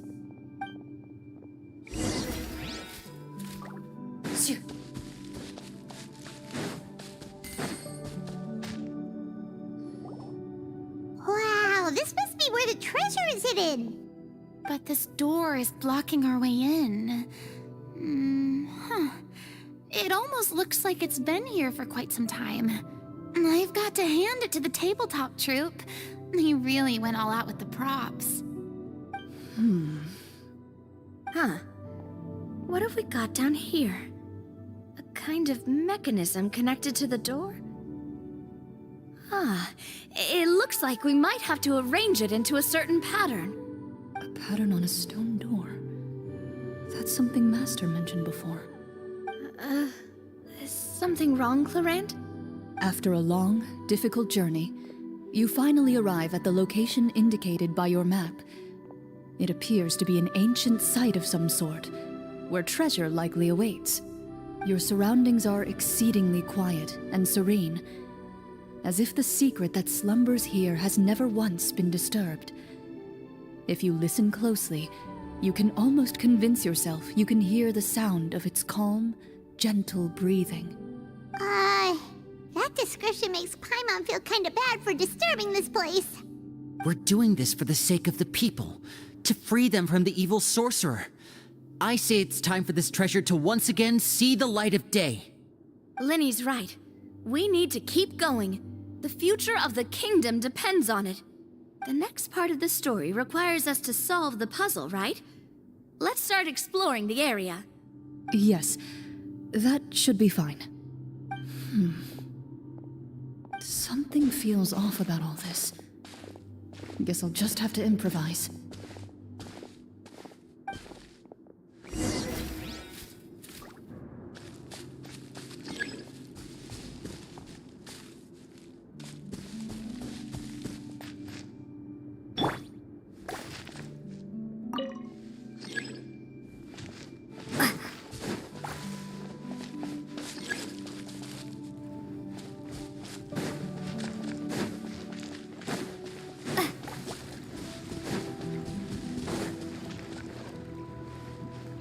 I found something! Found something here, too.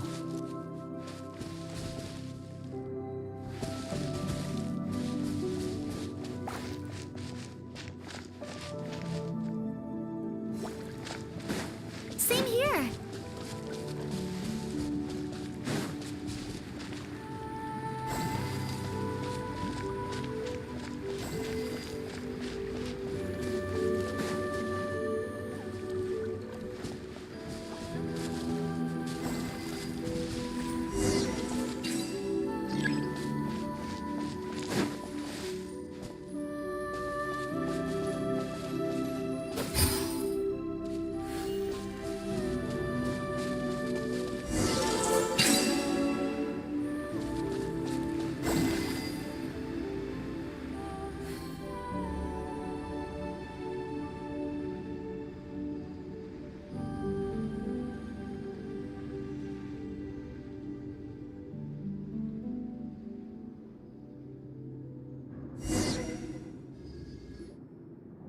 It worked!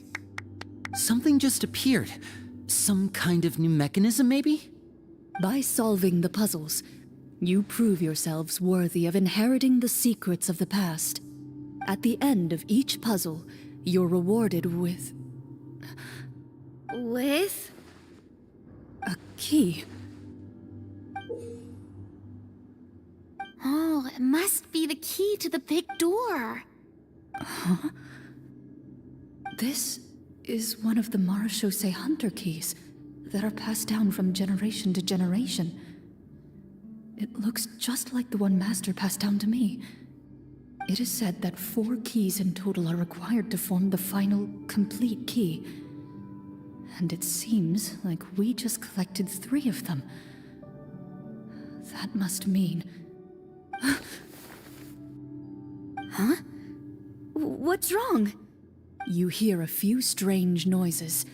Suddenly, all the torches in the ruin go out at once. Huh? What's going on? Did we fall into another trap? For the sake of immersion, please close your eyes, everyone.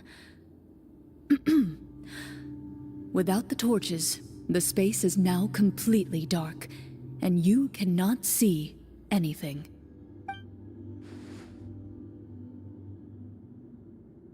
But Paimon can still see a little bit over here. Oh, right, sorry. Suddenly, you hear the sound of footsteps pierce through the darkness. There's someone else here?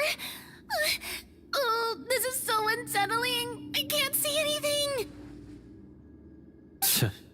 I've been discovered then. Wait, that voice, it's...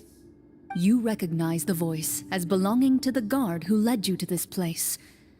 It appears he now covets the treasure for himself, and has come to stake his claim. Oh, so this is just part of the script. Then I can probably relax. Well, if we can't see anything, that means we can't fight to the fullest of our abilities. Should we retreat for now? Judging by the way he's holding his sword, he must be a real Marashose hunter. But this isn't part of the script. Retreat? That's not the hunter way. If it's dark for us, then it's dark for him. We choose to fight. Your choice is noted. Please keep your eyes closed until I tell you the torches have been relit. This battle will be in the dark. You got it. Well then, let us begin.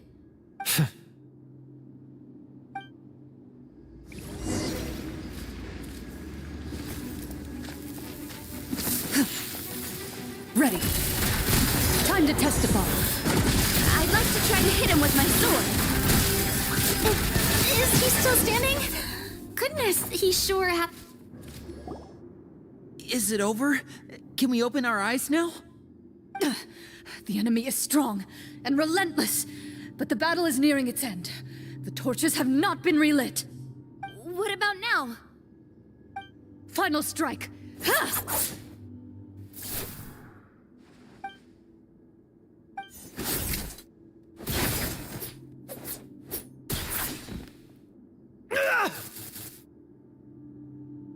Well, did we get him?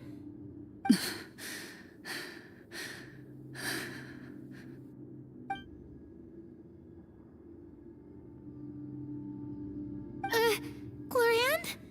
Warm fire flickers across the walls once more.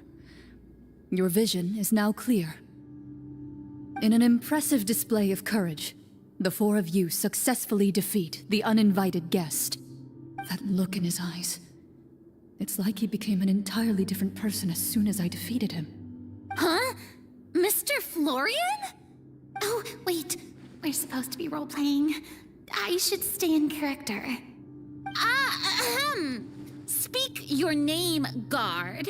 Why did you lead us here just to betray us? Is this treasure really more important to you than bringing peace to the kingdom? What kingdom? What peace? Those were nothing but lies! I, Florian, am a true Marashose hunter, descended from hunters of ages past. So he's also using his real name.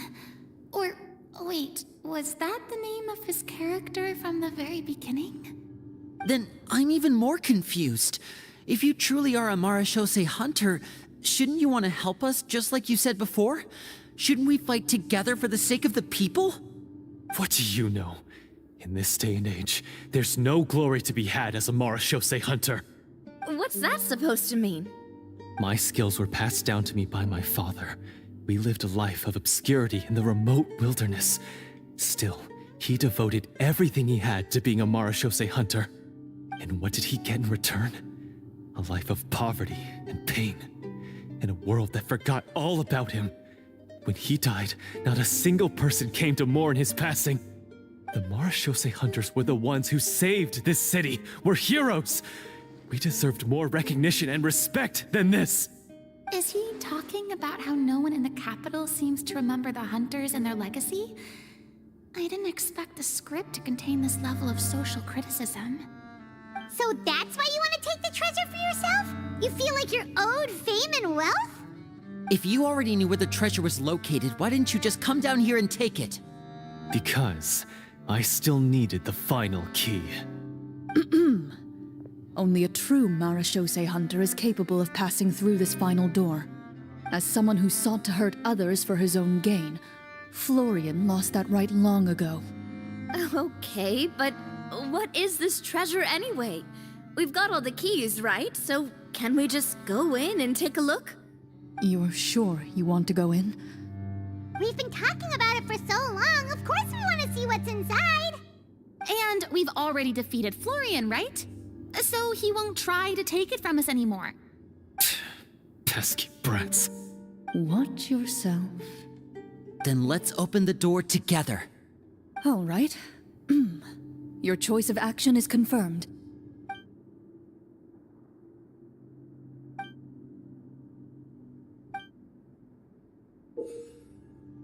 Before you, the door to the treasure, sealed and undisturbed for more than 100 years, finally swings open.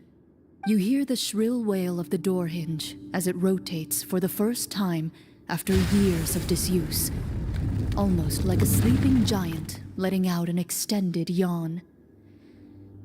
You get the impression that the secrets buried behind this door might be just as heavy as the sound you just heard. It's open! Come on, let's go in! Paimon wants to see what's inside! Ooh, me too! Ugh, uncovering hidden treasure is the most exciting part of adventuring. What do we have here? Uh-huh. A stone tablet? And some shabby weapons? You call this a treasure vault? Looks more like an abandoned warehouse. Maybe the troop ran out of budget at the end? They provided a super immersive experience at the beginning only to drop the ball at the most important part. They could have at least filled this place with cardboard Mora or something. Wait, I get it now. Paimon, this is the real Marashose hunter treasure. Huh? This is it? The Marashose hunter treasure is just a stone slab and some broken swords? I can't believe it. I refuse to believe it!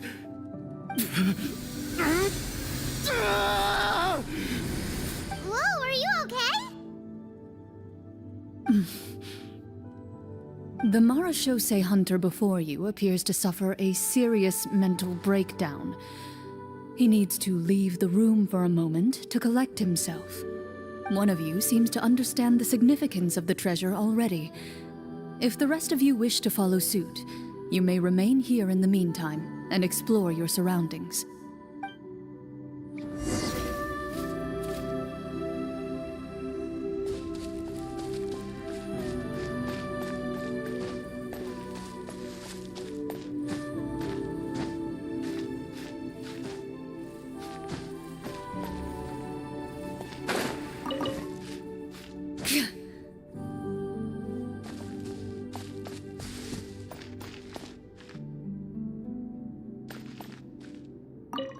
The names on the tablet.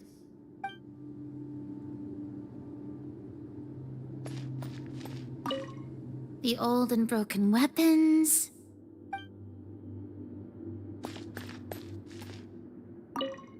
What is the treasure supposed to be? Walter.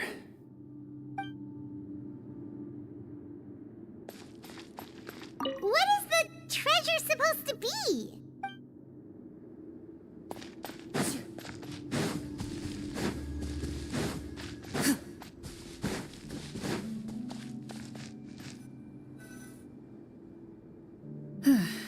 So, how are you doing?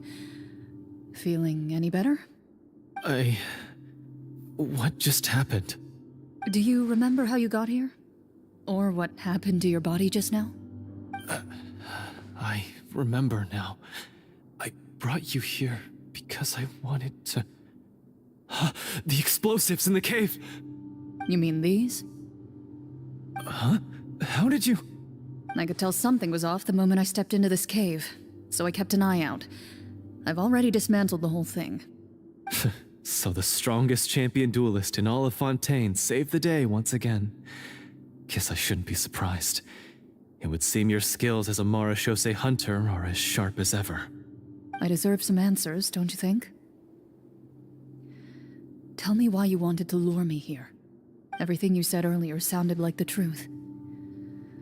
Luckily, your monologue was dramatic enough to convince my friends you were just role-playing. I don't know. I just always felt like there was something in my heart that didn't belong to me. Something agitated and angry. Who knows? Maybe it was my own anger all along. I could never really tell. The feelings about my father and the other Marechaussee hunters are real. It just wasn't fair. I was angry, bitter that no one remembered them or praised their accomplishments. I don't know when it started, but at some point, my anger came to completely consume me. At that point, I remembered the legend my father used to tell me. The one about the treasure. But if the treasure was all you cared about, why plant all those explosives? Wouldn't they just destroy the treasure and bury you along with it? I can't remember. My head is a mess. It felt like there was this voice telling me to eliminate the hunters, but now it's gone. From your description, I suspect you were dealing with a devorator. Devorator? Oh, your master... your father, I mean. Never talked about it? It was a kind of monster that was active several centuries ago. No, I've heard of it. I'm just not sure why you suddenly... Wait, it can't be. The seal! The seal? My family has served as Marechaussee hunters for many generations. But the title and swordsmanship weren't the only things passed down over our line. There was a seal as well. My father instructed me to always watch over that seal and maintain it regularly. He said it had been passed down over a truly ancient age, and protecting it was our clan's most important duty. But I neglected that duty after he died. I finally decided to come down and check on it one day, and that's where my memories become fuzzy. The Devorator would be a formidable adversary for any mortal being, even ones as capable as the Hunters. If you lacked the power to completely destroy it, you could easily fall prey to its influence and corruption. In light of this, some Marechaussee hunters chose to seal the Devorator away, in the hopes that a permanent solution would come with the passage of time. I heard it has the power to amplify the obsessions and desires in people's hearts, to the point where they overtake you entirely. It would seem I'm not just lacking in skill with a blade, but in mental fortitude as well. And yet, you were able to retrieve 3 of the 4 keys. If I remember correctly, each was entrusted to a respected and capable hunter. How did you manage it? One of them belonged to my father. The second I stole from a different hunter. And the third... was one that I snatched while the person was on the way home from the tavern. I nearly died in that alley. I know just how strong you are. It's as clear as day to everyone in Fontaine. I observed you from dusk to dawn, but could never find any opportunity to sneak up on you. I never even saw you drink a single glass of liquor. The only way I could think to obtain that last key was to lure you here using your hobby, and then... Oh, I get it now. That monster, it wanted to bury you here alongside the treasure. I won't comment on anything else, but the script was good. Well, I did pour my heart and soul into it. The stories my father used to tell me about the glory of the heroic Marechaussee hunters and how they came to be forgotten. It's more than just a story. Huh? You're proud to be a hunter. You're still holding onto that part of yourself, no matter how small. I have done so many despicable things. I have nothing to be proud of. Then explain the purpose of the evil sorcerer in your story. Isn't he the true antagonist? The one who sought nothing but his own gain, and used the people as pawns to attain it? In your heart of hearts, he was the one you truly wanted to defeat. But I've already tainted my sword. I no longer have any right to... Wake up, Florian. Remember how you introduced yourself earlier. Do you really think the hunters acted out of a desire for honor and glory? Or to be loved and acknowledged by the people? What did your father teach you about our order? You do not wield your sword for yourself, but to protect those you serve. There's nothing special about a blade. It's the intentions of the wielder that matter above all else. Do you still not understand? Even after seeing the treasure for yourself? The contents of that room, they represent the true legacy the hunters left behind. You're right. I am a Marashose hunter. It's time for me to redeem, no, to finally serve the people I vowed to protect all along. I wouldn't be so quick to push aside the need for redemption. I know. That's a charge I won't bother to defend myself against. Good. Then, come with me, and help me see the script through to the end. Huh? See the script through to the end? But there's no more script left. Never finished it, huh? No, I mean, I wrote the script with the sole purpose of luring you all here. There was no reason to write beyond this point. Then we'll just have to keep writing it. The evil sorcerer still needs to be defeated. You mean the Devorator? Are you saying I have to make up the rest of the script as we go along? Is that really so hard? You've already written most of it. Surely you can write an ending where the hunters win and justice prevails. I'll be there to help you too. You aren't afraid your party will fall into danger? I know what my friends are capable of, and they're all quite skilled. Besides, I need their help.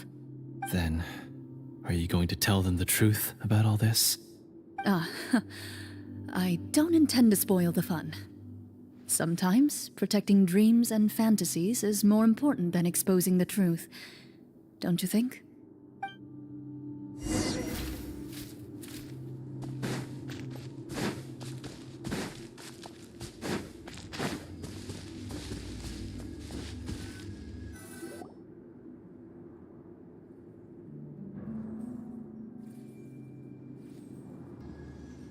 They're back! That took a while.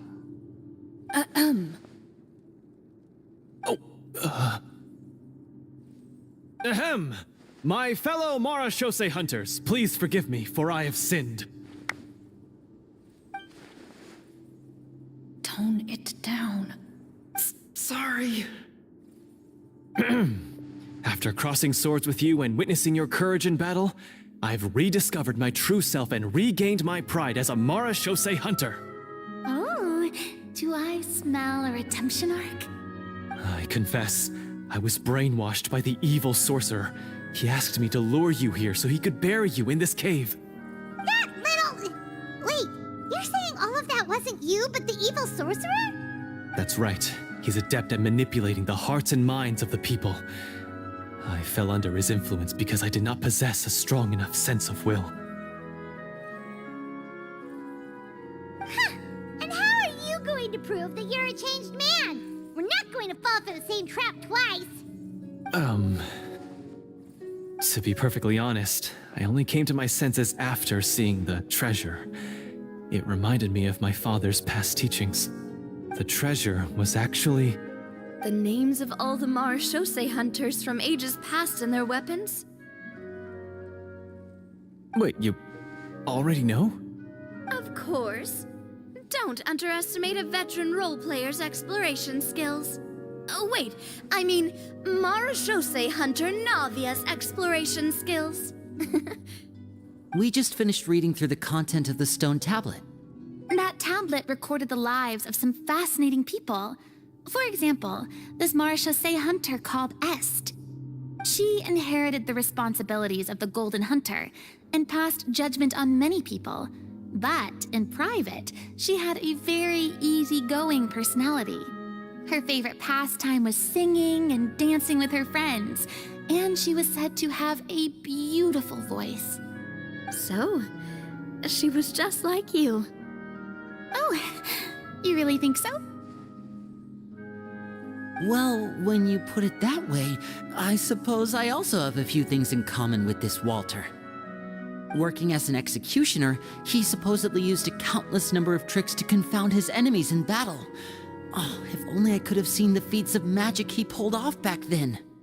Their lives were all so exciting. You could write so many cool books about their accomplishments. How could they have all been forgotten? Because they chose to be. To hunt monsters that only appear in the shadows, you must also operate in the dark. To be a Marechaussee hunter is to willingly give up on wealth and fame. Then this stone tablet must have been left behind by their companions. That's right. Few Marechaussee hunters ever revealed their identity to the public. They always protected the city from the shadows. The only time they spoke of their accomplishments would be at night, when they gathered with their fellow hunters in front of the bonfire to share stories of the monsters slain by their hand. So, this tablet was created not so that the hunters would be remembered by the people, but so that they would be remembered by each other. No wonder this place was so well hidden. You regard the stone tablet in solemn silence. The names of your comrades etched onto its surface serve as a reminder that you are never truly alone. The tablet proves that, although a hunter walks a shrouded path, it is not a solitary one.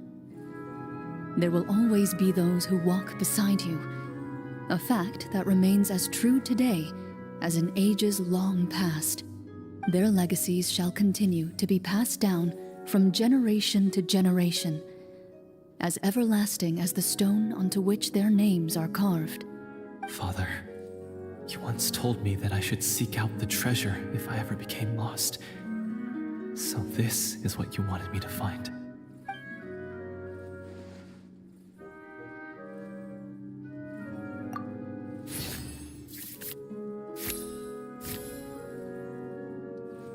His eyes are sincere, and his words ring true. You can tell that every word he spoke just now came from the bottom of his heart. I implore you, everyone, please give me a chance to make up for all I've done. Allow me to fight alongside you and defeat the evil sorcerer that threatens the peace and prosperity of everyone in this kingdom. Well, I say we let you join. Sounds good to me too. Everyone makes mistakes. What matters is what you do to make up for them. I have no objections, but Mr. Florian, do you even know how to defeat the evil sorcerer?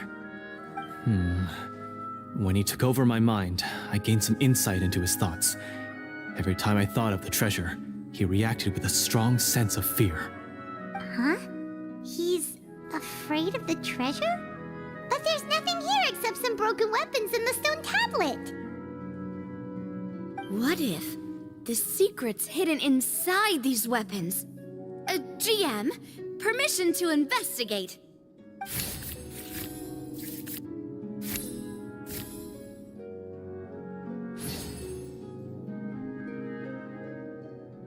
At first glance, the weapons appear absolutely ordinary. But as you observe them, you notice a faint energy emanating from within. These blades have slain countless monsters. Though it's been a long time since they were used in battle, their edges remain sharp, as if they're simply waiting for the next worthy hunter to carry on their legacy. So basically take these with us, right? I'll take this weapon, since it used to belong to Est. Maybe it'll find comfort in being held by someone who appreciates the arts.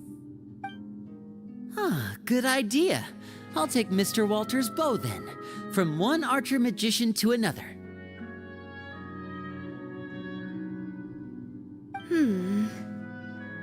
Paimon's gonna pick a cool weapon too!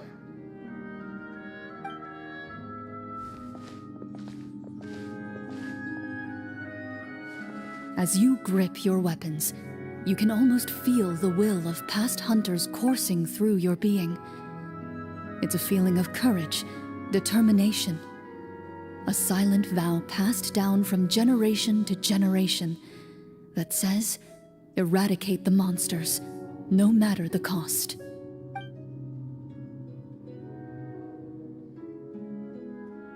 Mr. Florian, do you know where to find the evil sorcerer? I was able to see his surroundings when our minds were connected. I believe he's currently hiding out at the church in the kingdom. We must be extremely careful. He's spent so long living among monsters that he's now taken the form of one. He will not be easily defeated. Then why don't we explore some more and try to find some higher level gear? We don't want to just fight him and lose, right? Oh, No, we have to strike now. He was greatly weakened when I managed to break out of his control. If we let him rest, he might have time to escape. I agree with Mr. Florian. We've got to act while we have the advantage. Don't forget, the people of the capital are counting on us. Yeah, now that we've got a plan, there's no point in waiting. The longer this drags on, the worse it will be for everybody. Yes, that's what's called... Yes, that's exactly right. Alright, you've persuaded Paimon. Mr. Florian, please, lead the way. Of course. Follow me. He had to set up so many scenes today, and now he has to join in for this last part. I really don't envy his job. Finally, you decide to slay the evil sorcerer and bring peace back to the kingdom once and for all. As you walk away, you feel the gaze of the stone tablet at your back, as if all the hunters of the past are wishing you success in the battle ahead and awaiting your triumphant return.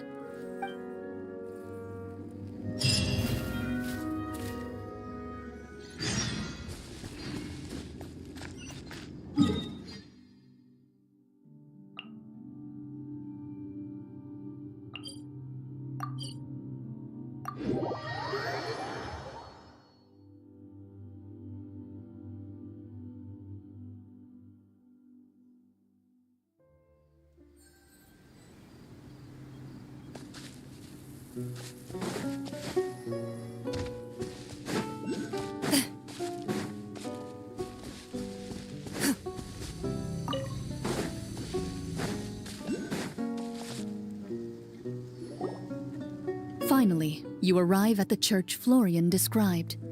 As you approach, an ominous aura surrounds you. You get the sense that your enemy is close at hand.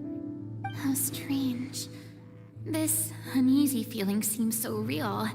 How did they manage that? Now, it is time for the final battle. Let's go.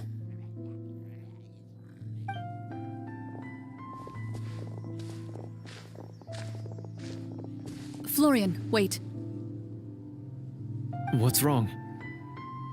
I think you should wait outside. You've already been corrupted by the Devorator once. It could easily re-enter your mind and take control of your body.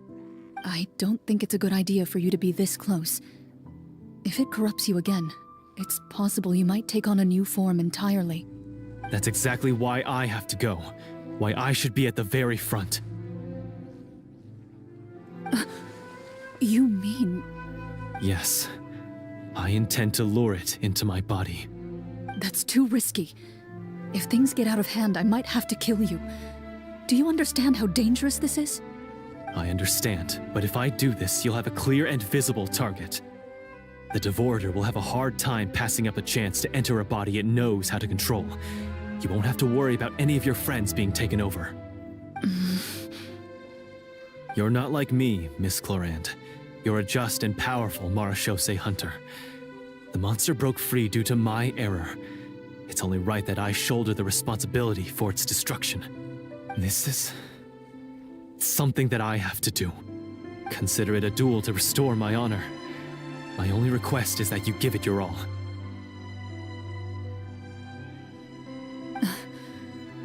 I understand. Then, as a champion duelist, I hereby accept your request for a duel, and extend to you my most sincere regards. Thank you. The battle is now upon us. Let the Devorator once again tremble under the blade of the Marechaussee hunters.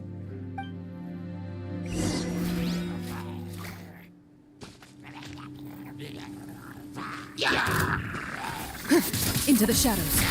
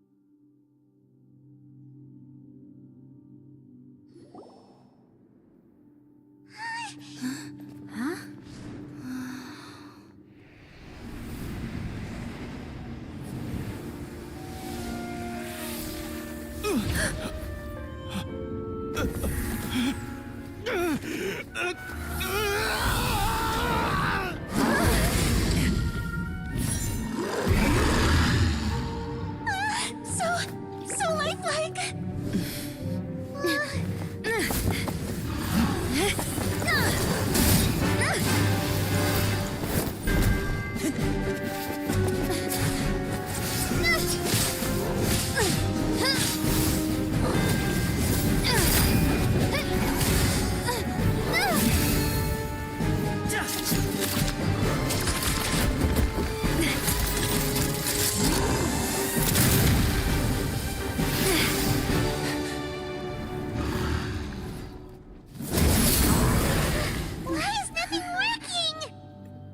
This foe is not invincible. You hold the treasure. The power to defeat it in your own two hands. The treasure? You mean... The names! It's the Marechaussee hunters' names! How are we supposed to... You forget, Paimon? There's still one skill we saved until the very end. Hunters fight not for fame, but to aid the people whenever they are summoned. Walter the Marechaussee Hunter, master of 1,000 tricks, executioner of the Phantom Hunters, I call for aid! Est, the Marechaussee Hunter, inheritor of Cassiodor's will, judge of the Shadow Hunters. Answer my call!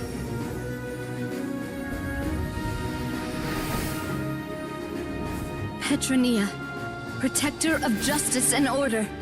The hunter I respect the most. Thank you for saving my friend, the best one I'll ever know.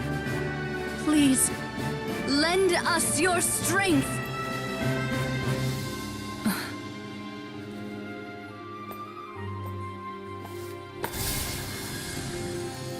We have come to answer your summons.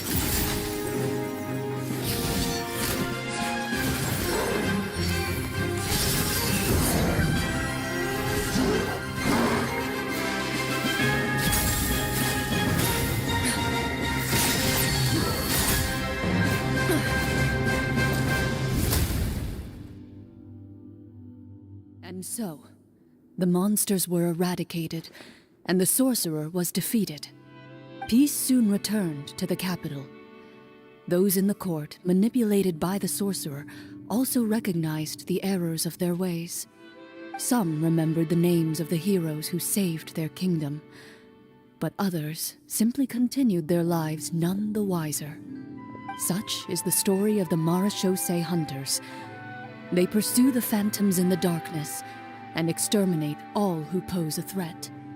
They will always protect the city and those within it, even should all memory of their accomplishments be forgotten by the very people they serve.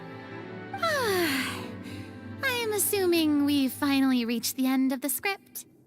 Yes, you've reached one of the better endings. It's a pretty solid story overall. I thought it was just an ordinary adventure at first, but the further we got into it, the more impressed I became with the production and the plot. That final battle especially. All the effects were super realistic. Oh, right. Yeah, totally. That's a really good point. I never expected the weapons we picked up from that vault would have that kind of effect. Yeah, mine nearly scared the daylights out of me when it started glowing. I took a good look at it after we got out, but I don't think it ever lit up again. Oh, we should probably give these props back, right? I'll just leave mine here. Did you have a good time? Of course. Let me know if another script like this comes around. Sure, no problem. Then I'll head back for now. I think I need some time to fully digest everything that just happened. Once Mr. Florian is awake, please pass on my regards to him. He must be extremely exhausted to have passed out cold like that. You're right. He's had a lot to deal with. Well, see you all some other time. Toodaloo!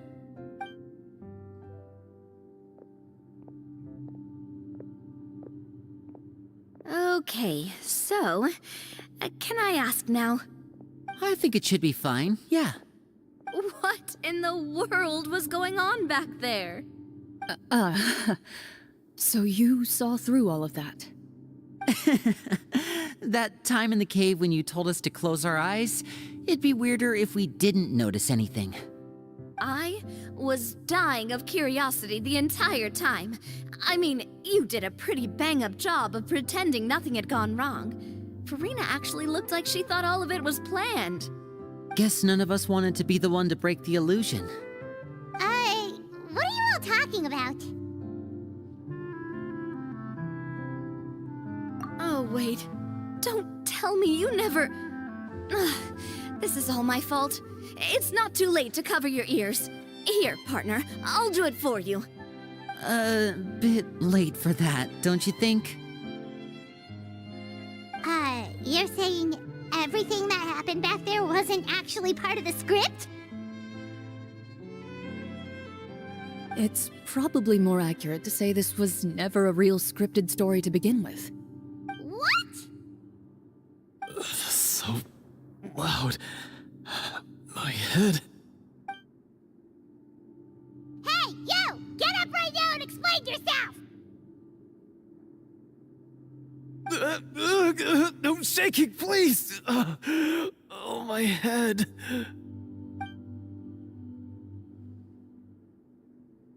Did Paimon just hear that right?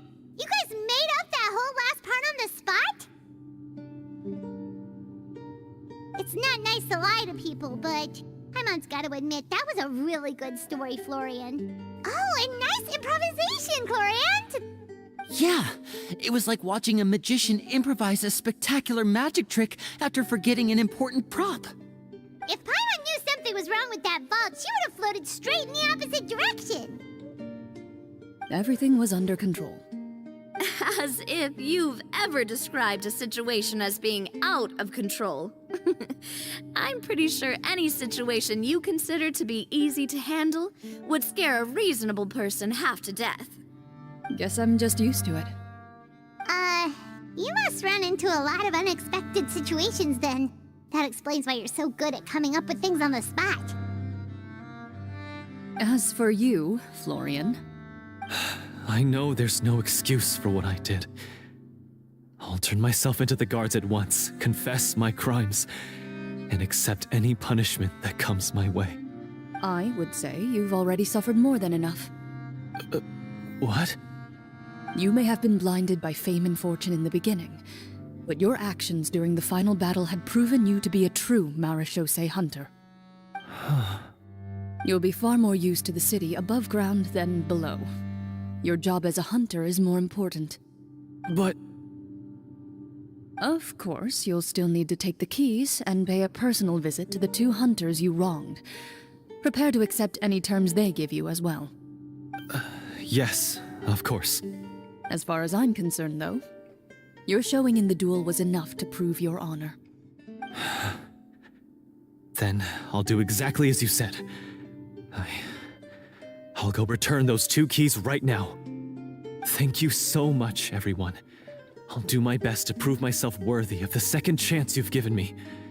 I swear this on my name and honor as a Marechaussee hunter. Until we meet again, everyone.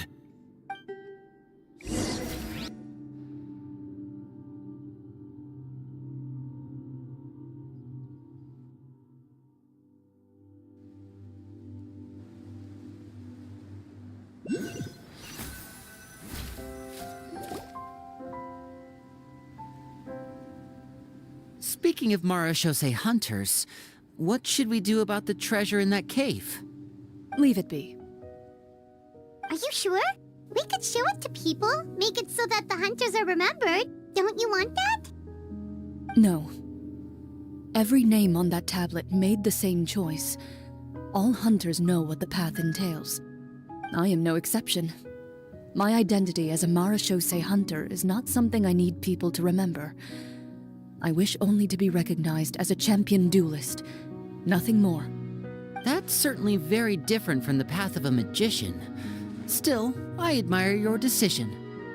Wait, I just remembered something. If there were no special effects involved, why did our weapons begin to glow during the battle?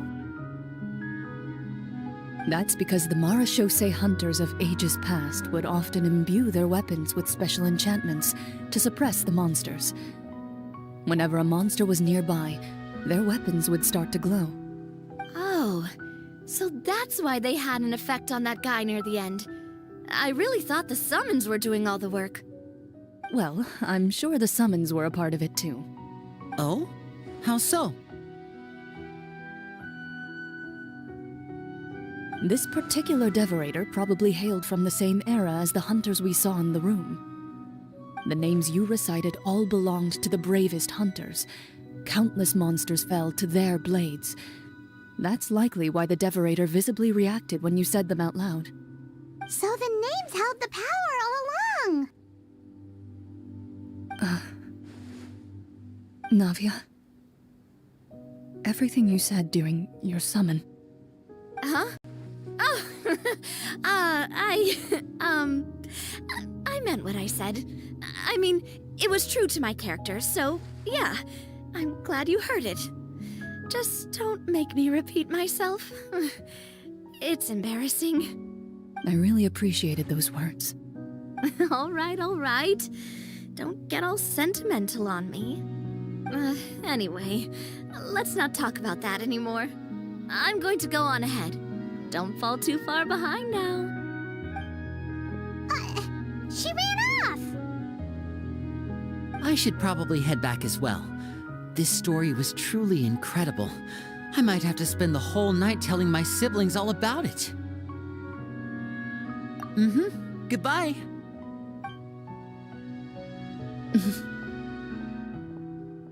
Traveler, should your name and deeds be forgotten, what do you think the significance of your journey will be?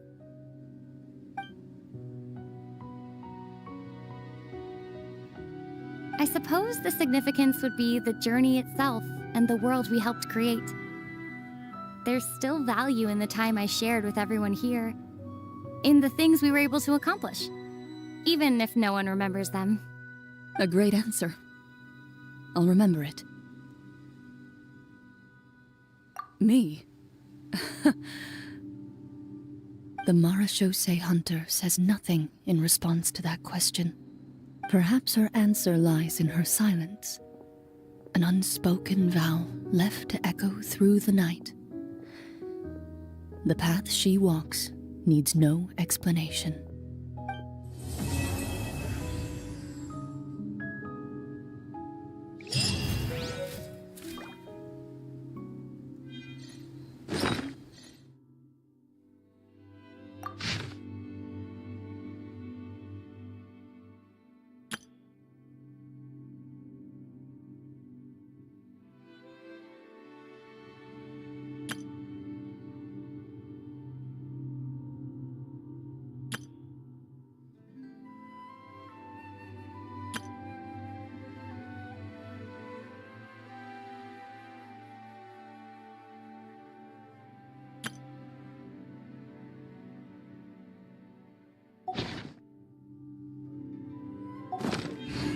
It's hard to remain on dry land for so long.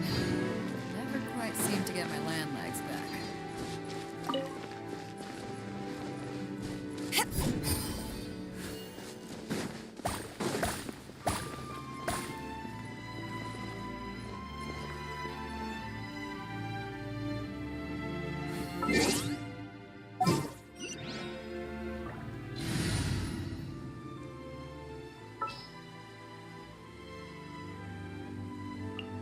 It's time to pull the trigger.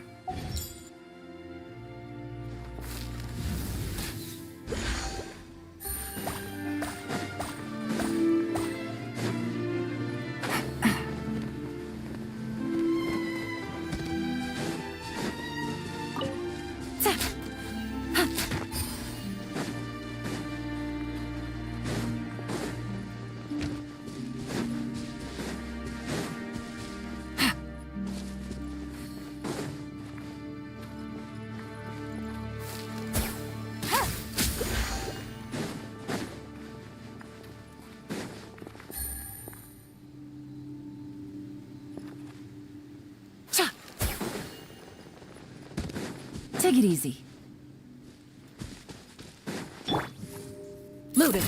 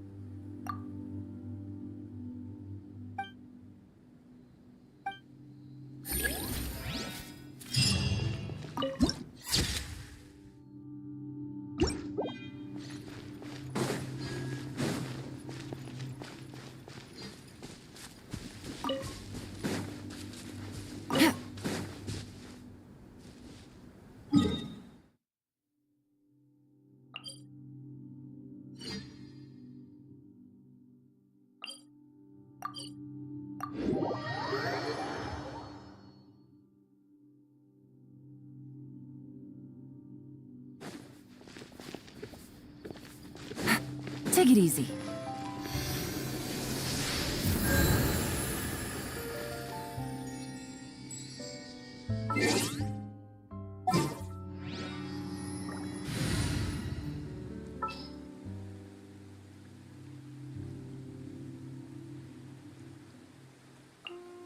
Come with me.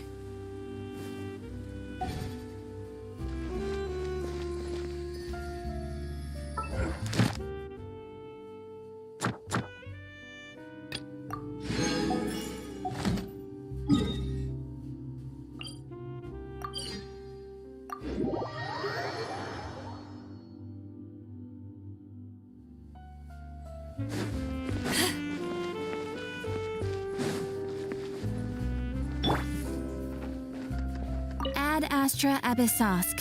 Welcome to the Adventurers Guild. Thank you for completing today's commissions. Here is your reward.